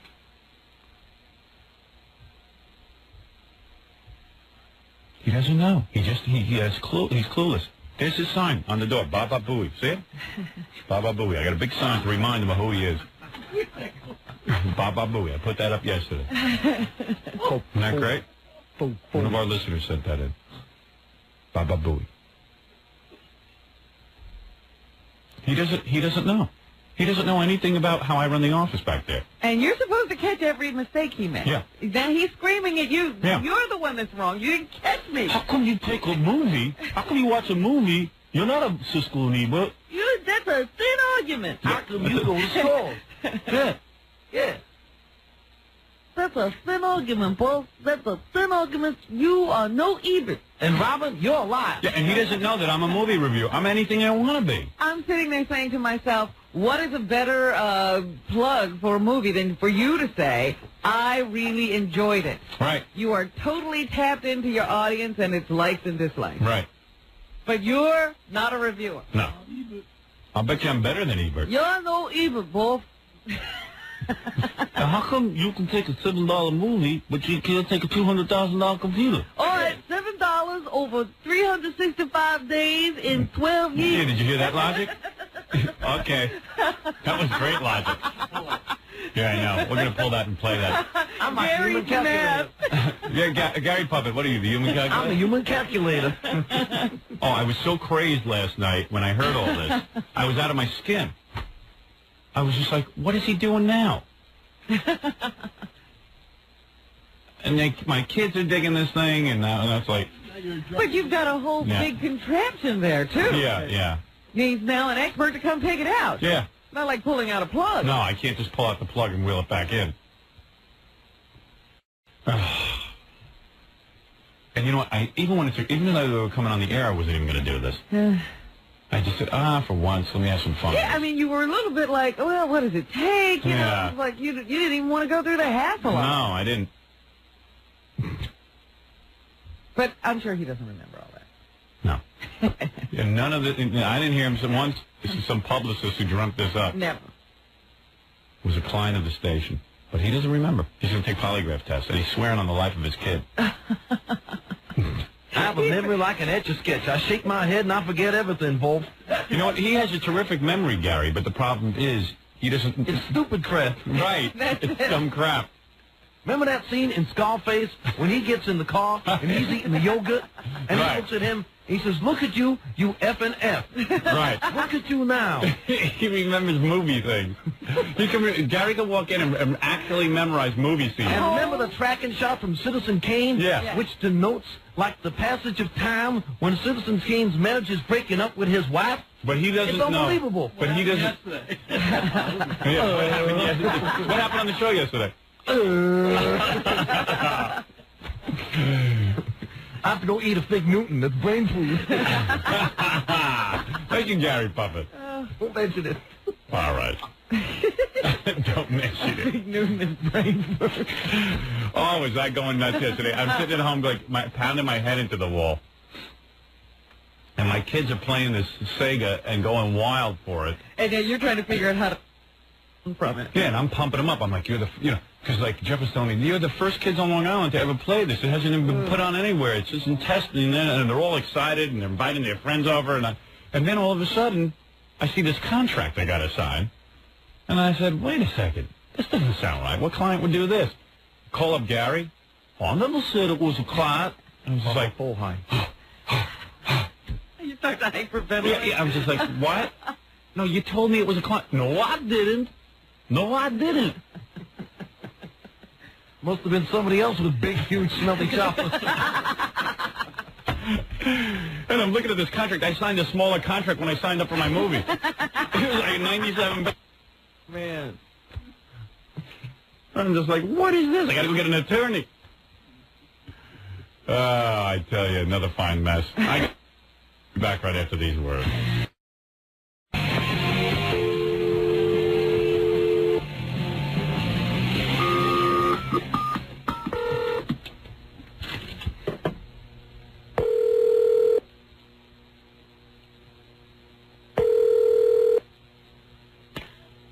Drop dead. What was that? That was Gary. I'm trying to call him back in the office. Oh, boy. He's not speaking to us? Idiot Central. Head idiot speaking. Hi, I'm calling from Toshiba Cameras. I have 20 free cameras. Stop right there. Say no more. Send them all over. We would like to give Mr. Stern We don't care. Whatever you want. cameras, so he'll mention them on the air. He'll plug it ad nauseum. Just send them over. Send 2 extra for Gary. When have you ever heard me plug that kind of stuff or do that kind of stuff? I've never heard you plug that kind of That's stuff. right. We want to send over some free cameras, and I'm also calling for American Airlines. We want to give you free tickets to anywhere in the world. And a plane. Your own private plane. Will we have a full tank of gas? Yeah. Then send it over. Yeah. And we have a ticket for your Mr. Stern's monkey as well. We've seen him on the E! Show. Thank you. You're welcome. He didn't come in here during the commercials. He just comes in to produce. Yeah. He didn't come in. Hey, I'm sorry. Major faux pas. What he's doing back there, making deals. See, you know why I know? What do you have for both today? You know what? You know why I know he's lying? Because he knows that I don't accept things like that. Yeah. He knows that. And he says he doesn't know that. Well, he conveniently forgets most of what he knows all the time. All right, Gary, come in. Is Billy here? Okay, because she's part of this, too. Hey, Gary, come in here with the Sue Simmons contest. Let's put the rest of this behind us. Yeah, because I thought we had determined that Billy's probably the winner. We don't know that for sure. Oh, okay. Hey, yeah. Can we talk about Sue Simmons? Yeah, and by the way, there's a guy calling me later. Accept it. And he's got some... Whatever he wants. I think he's from Hewlett Packard. He wants to give me free LaserJet printers. Yeah. Well, then go get him. So you decide whether or not I should have them. Don't check with Tom. Because that'll ruin everything. I wouldn't dare think of it. All right. You know you did wrong. And you knew you were doing wrong. No, I don't. I really don't. I got it. The only reason that you let that go through is because you knew you thought it was a sponsor. Because normally you would never even entertain that. I know that. Howard, I knew it wasn't a sponsor from the very beginning. Never thought it was one. Why would I think it's one? That I can't explain. That I have no explanation for. Hey, what's the difference? What's the difference? Is it a big mess? It's a big mess. Hey, Bull, Budweiser wants to send you a pony. Because you're a good guy, and it's a little horse like a little movie. It's just a little horse. And you are a horse reviewer. Right. You're the Siskel and Ebert of horse review.